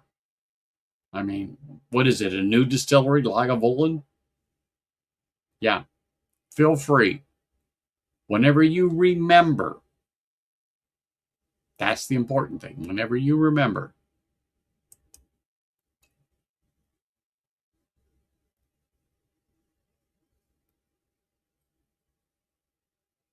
Hmm.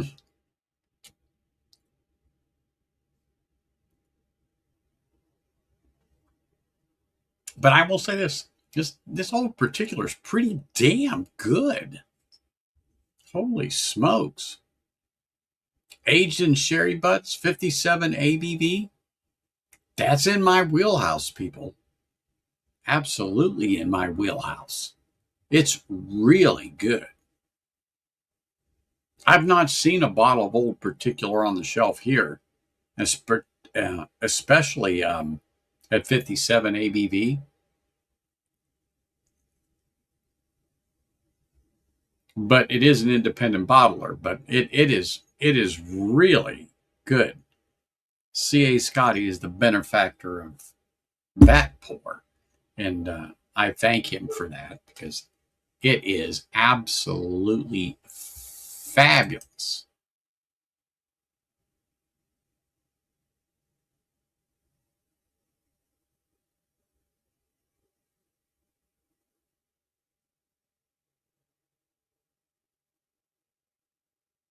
Oh no, probably not. Is that something that you have over there? Or is it something you read online, James? I'm going to assume it's just something that is on the shelf over there in the UK. But I highly doubt I would see anything like that here.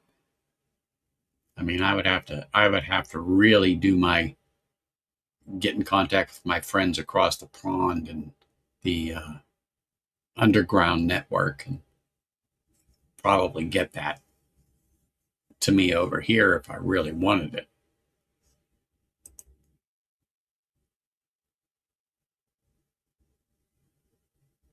Oh, okay. I got it. It's like Killowen distillery in Ireland. They're extremely small. I mean, the size of a one car garage that you would have on the side of your house. That's as big as distillery, Killowen distillery.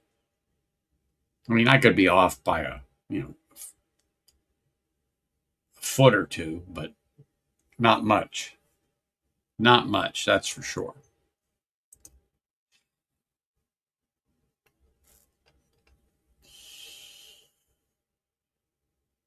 Man, this old particular really is good. Really is good. Oops, hit the wrong button there. But anyway, hey, Grandpa, you had old particular? I'm sure it's been around a while, just like you.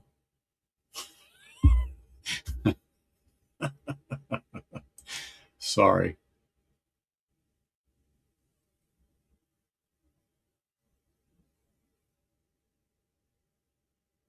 Understood. Understood, James.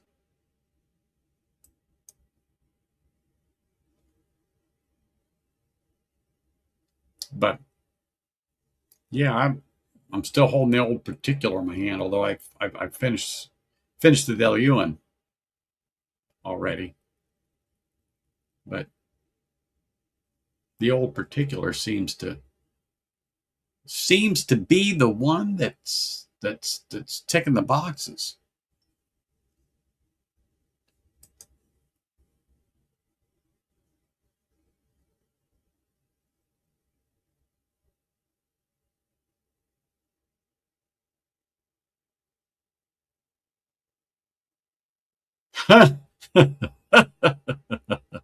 That's true. That is true. And I'm just so glad my wife didn't book our tickets to Hawaii on them. That's for darn sure.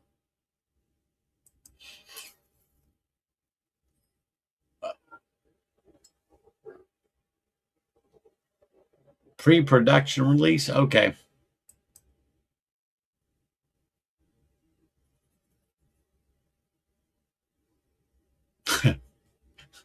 Hey, just look there by your feet. I'm sure it's by either your right foot or left foot. Can't have gone far.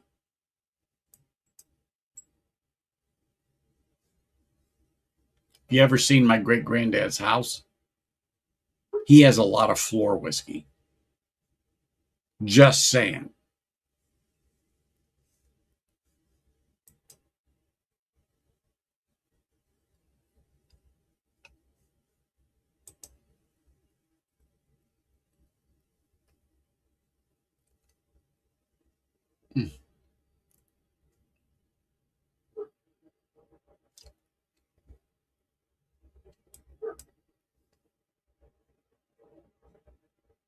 Well, I will say those were both excellent drams. It's hard to tell them apart, the old particular from the Deluan 16 year from Old Malt Cask. Really, they're exceptional whiskeys, but not because CA-Scotty was on the stream, but to me, the old particular just seemed to be a bit better, truthfully. very hard to separate, particularly on the nose. Very hard to separate. Uh, Definitely is a long finish, particularly going through both of them, because they were spot on each as far as nosing, on the palate. Truthfully, the only difference was 1 year, 1 year between the both of them. But I think I like the Old Particular just a smidge better. But this is a fantastic dram for what I paid for it. And I think it was, I said it when I did the review, and you can go back and look at it. But I think it was about $100. You can't go wrong with this. It was really, really, it is really, really good. Was really, really good, I suppose. Was saying, but it is really, really good. But this Old Particular, I don't know, at 15 years, just had a little something going on. And I think I liked it better.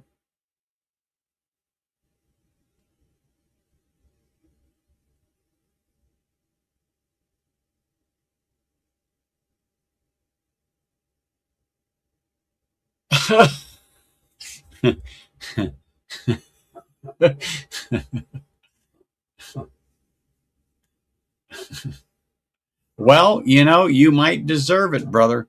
You might deserve it for that comment. That's for sure. You might deserve it. But I'm telling you what, the 5 that I had, I didn't think were bad at all.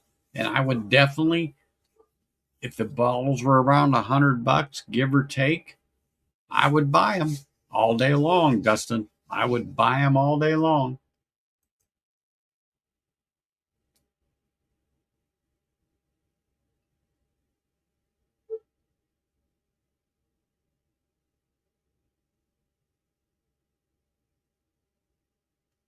I haven't seen it, Greg. I have not seen it. And I was at Liquor Lineup last week. And now that I kind of have a mission, I may be stopping at a few places this week, particularly tomorrow, because I'm off for the day. I got to take my wife to the doctor's. So it's going to depend on how she feels after that. If I proceed further south and do some exploration, or come straight home.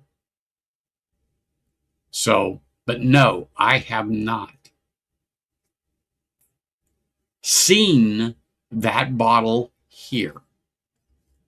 I would like to see it physically, right here, but I don't have it.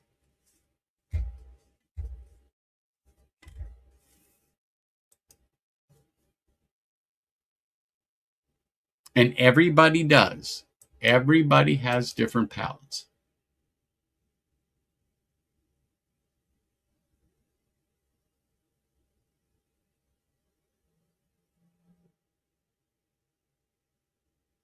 You know what, Dustin? I don't know.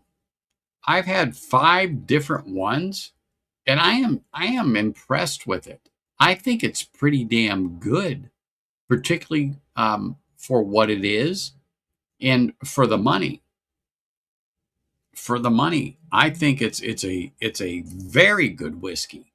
I don't know which ones you've had, but I had 5 different ones tonight, and I really like them. I mean, to the point where I dropped down a Benjamin on the counter if that's what they were when I went up there, and if I had found them. I think they're definitely worth exploring.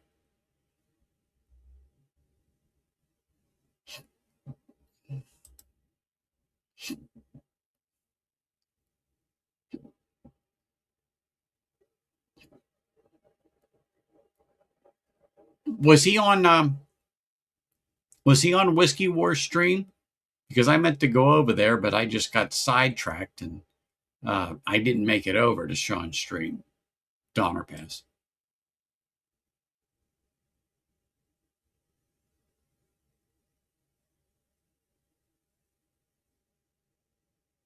Oh, perfect.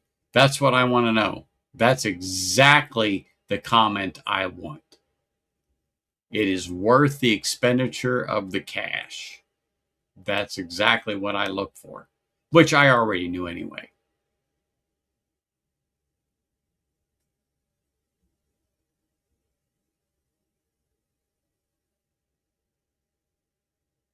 All right, just text me, let me know what you find. And like I said, there's a chance I'm out and about on the other side of the world. You know, I'm North Las Vegas, and what Mayhem was talking about was literally south of me. So 215 and stuff like, yeah, I may go over there. I may go over there because I'm almost halfway there tomorrow, but it's just going to depend on how she feels, my wife, after the doctors.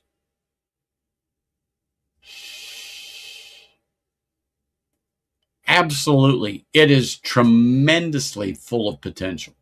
Tremendously full of potential.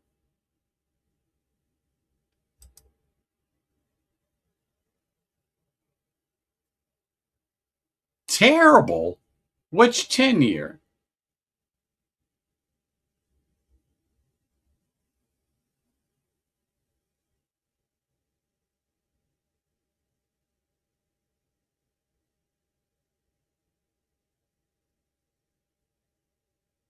Really? So the 10-year is the 8010 10th anniversary Highland Single Malt Unpeated matured next bourbon at 50 ABV. Dude, to me, that was freaking phenomenal. Phenomenal. I mean, the damn sweetness just bursting on the palate. Are you kidding me? But let me just say this, people. Taste is highly subjective. What one person likes, one person doesn't. That is not unusual. Now, back to what I was saying. That 10-year-old, to me, was really good. Really, really good. I liked it. I don't know what you thought it was lacking, but I thought it was really good. And then you're talking about the cast strength peated. So I had that also. The AD 523 cast strength NAS blend of peated and unpeated ex bourbon and Oloroso.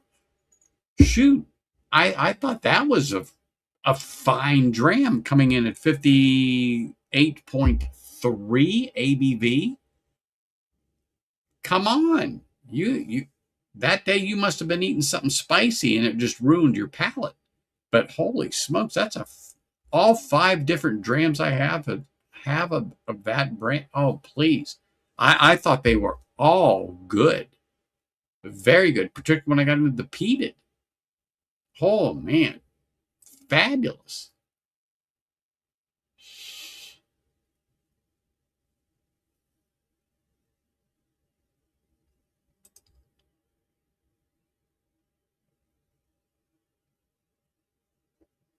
I wouldn't say they're the next Springbank, but I think they're going to be a force to be reckoned with because I think everything I've had is extremely good and worth, let's just say $100, just using that as a number. I'd lay them dead presidents down every time for a bottle.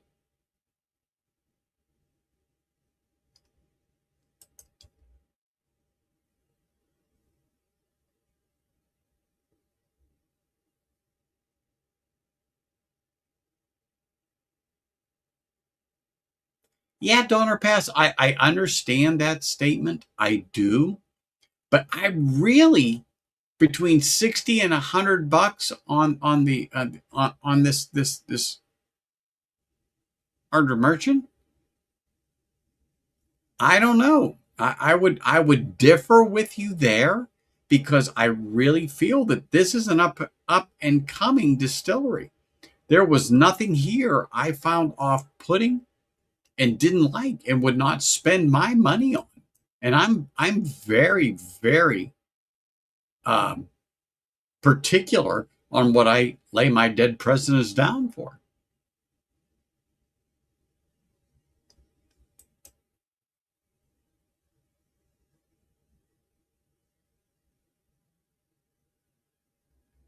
I think this is quality whiskey, and it has potential.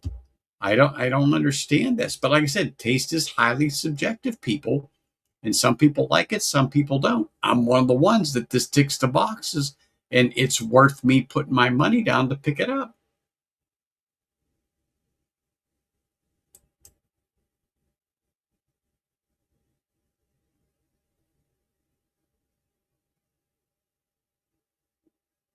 I had to brave the worst neighborhood in DC. Whoo! Oh yeah, XD45. I used to carry an XD9 on duty every day. Company issued. Then they allowed us to carry our own, but their supplied ammo. And I did my G23 every day, and just when I needed it, pulled it out. When I didn't, I left it in my uh, secure desk. But I love them. Love Springfield in general. I have an XD M in a 9. That's what, 19-1, I think. 19-1. Love that thing. I shoot it better than my G23, and my G23 is a Gen 2.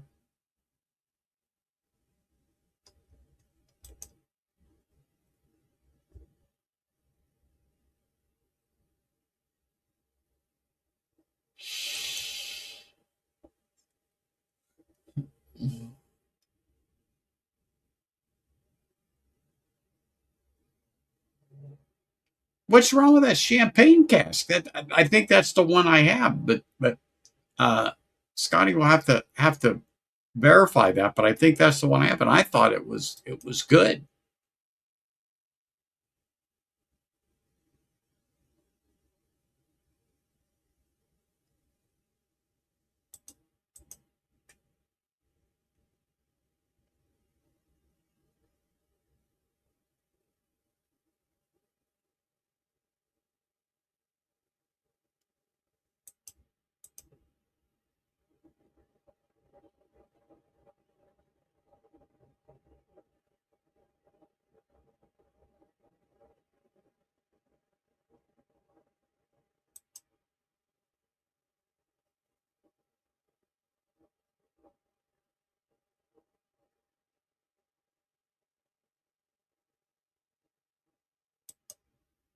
It has a lot of potential. I agree, Dustin. It has a lot of potential, but I'm fine with it the way it is. But I am so looking forward to a 12-year, 13-year, 14-year, 15-year, something like that when they get some age, because I'm very happy with the 10-year.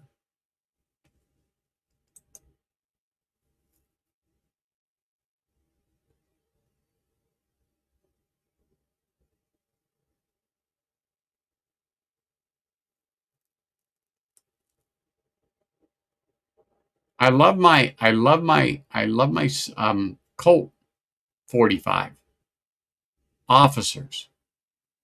I bought that to trick it out for IPSC,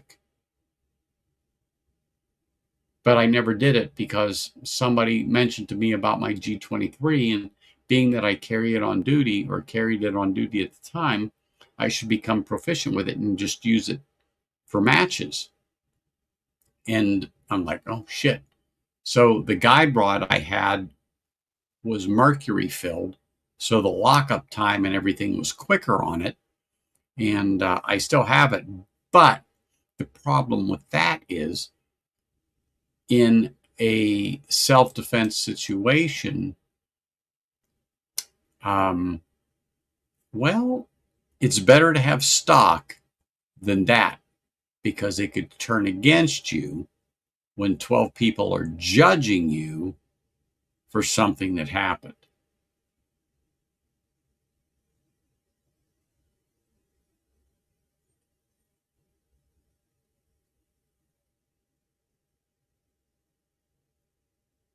I don't know, Donner Pass. Have you tried that 10-year?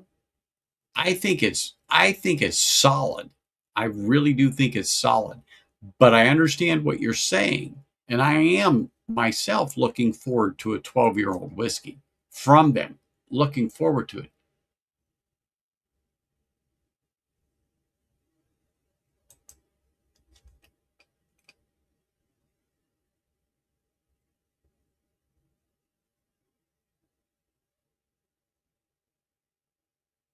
I think they're doing a great job now, Dustin. Really, I do. The flavor, the viscosity to that whiskey. I don't know what you're getting versus what I'm getting. And I drink it neat. I don't add a drop or two of water to it. Maybe I should, just to see maybe if I proof it down a smidge, something else off-putting might come out, but I don't know.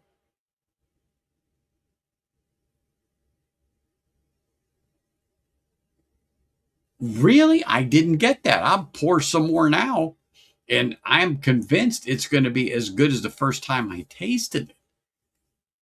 Really, I don't understand that. It is. I think it's really good whiskey.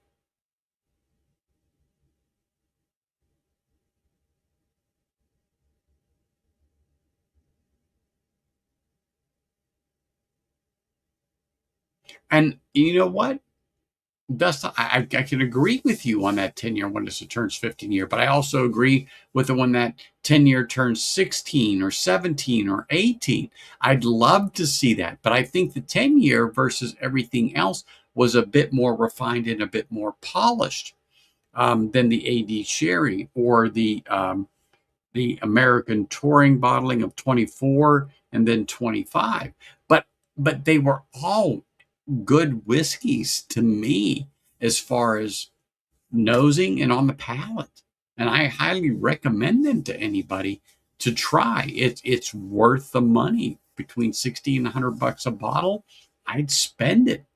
I would spend it.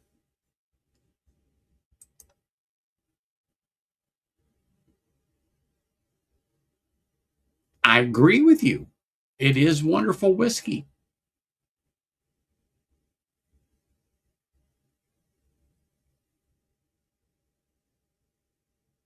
And like I said, taste is subjective, Justin.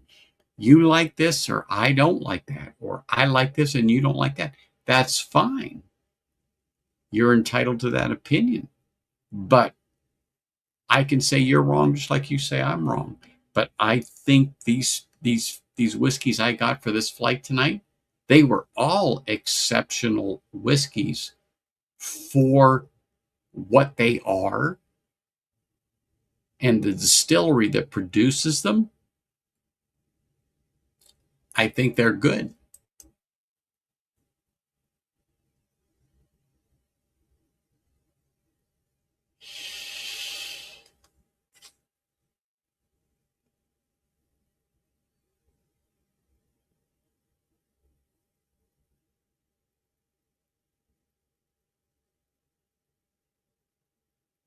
Boy, that's a good one to have, Grandpa. That is a good one to have. Yep. Consider yourself lucky that you have that. And I hope your kids understand the importance of it and what they have.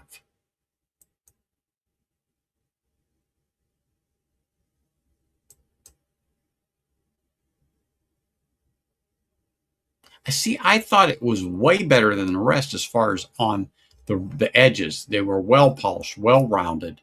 Um,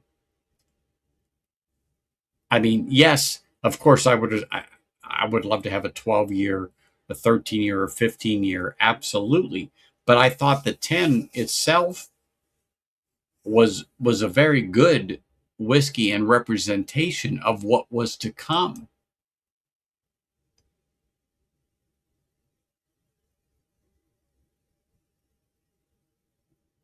Oh, absolutely. I don't doubt what he says, but he'll tell you, if I like it, you like it. That's all there is to it. It has no bearing on him. He's fine with it. But for him, it didn't tick the right boxes. But for me, all 5 of these did. And taste is subjective. I always say that. What you like and I like are 2 totally different things. And it's absolutely okay. We just don't, our taste buds don't align on this particular distillate. But doesn't mean that we don't agree on other things. Absolutely. No. I respect him. I respect his palate and I respect what he says. But I like everything that was put in front of me.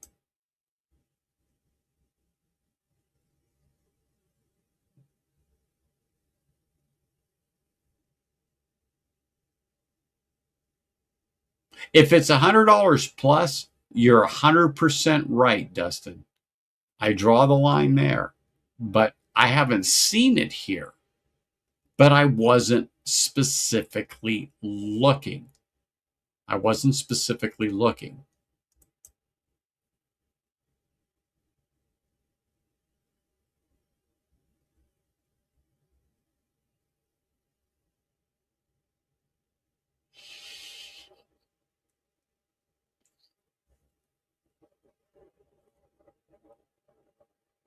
Well, I liked everything I got tonight. I liked everything I got tonight, Scotty. I thought it was fabulous, and not because you were the benefactor of this. If I didn't like it, I'm going to tell you I just don't like it, and you would have said that's fine. Some people like this, some people don't. Taste is subjective. It's to the person.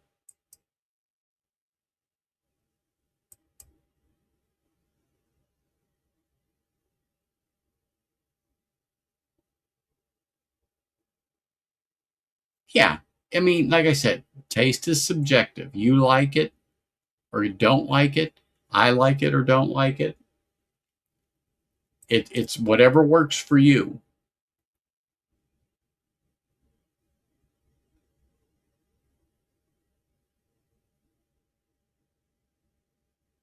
Exactly. Exactly. See, Dustin just reiterated what I just said. He could care less about what I like, and I don't mean that in a bad way. If I like it and I want to spend the money, he's like, that's all that counts. If it makes your foot tap, that's it. And I mean that when I tell people. Now I pick on some people for what they like or don't like, but it's totally in jest. Just like I would have no problem in busting Dustin's balls over something, or Mike's. I could care less. I would, but I know them. In other words, they know me. I watch his reviews. I watch their reviews. Let's say I trust them when they say something because they don't want to dump their money for bad whiskey, just like I don't. So I trust him when he says buy or don't buy. And he will tell you, I have texted him and said, what do you think of this or that? And he has replied back. So we have dialogue back and forth about different whiskeys. I haven't done it in a little bit, but he is one of my go-tos when I come across a Scotch or something that I am unfamiliar with. Is it good? Is it bad? Taste, price, whatever. He is one of my go-tos. So just so everybody understands that we talk.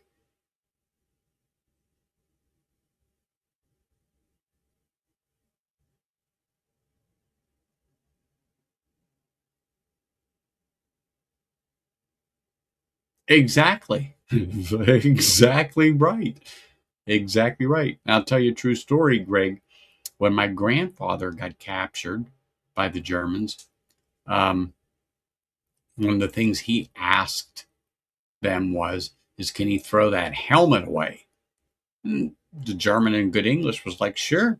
He said he grabbed it by the straps and he flung that thing around like he was throwing a shot put or something like that, and he winged it as far as he could throw it, and he threw his helmet somewhere there in France because Battle of the Bulge happened, and he was caught up in that. But just a funny story.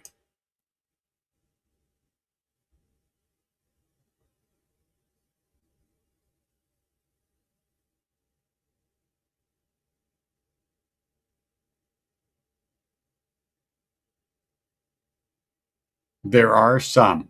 Thank you, sir. Truthfully, they are. They are very good.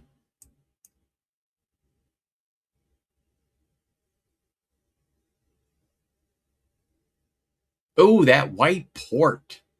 That is nice. I like ruby, but that white port is absolutely phenomenal.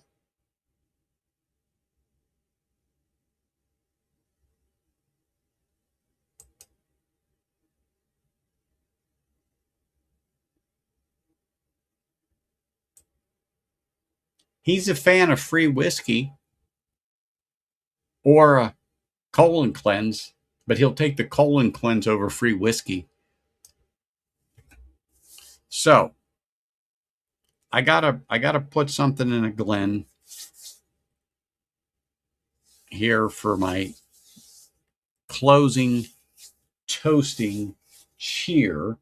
What do I got? Well, since we're talking about it, let's do the Ardnamurchan, the 10-year-old unpeated right here. That's what I will do. Oh shit, pull that off. Stopper goes in. Let me pour a little more in a glass here. There we go. Top shelf Dustin's favorite, the 10-year Ardnamurchan. Wonderful whiskey. Wonderful whiskey.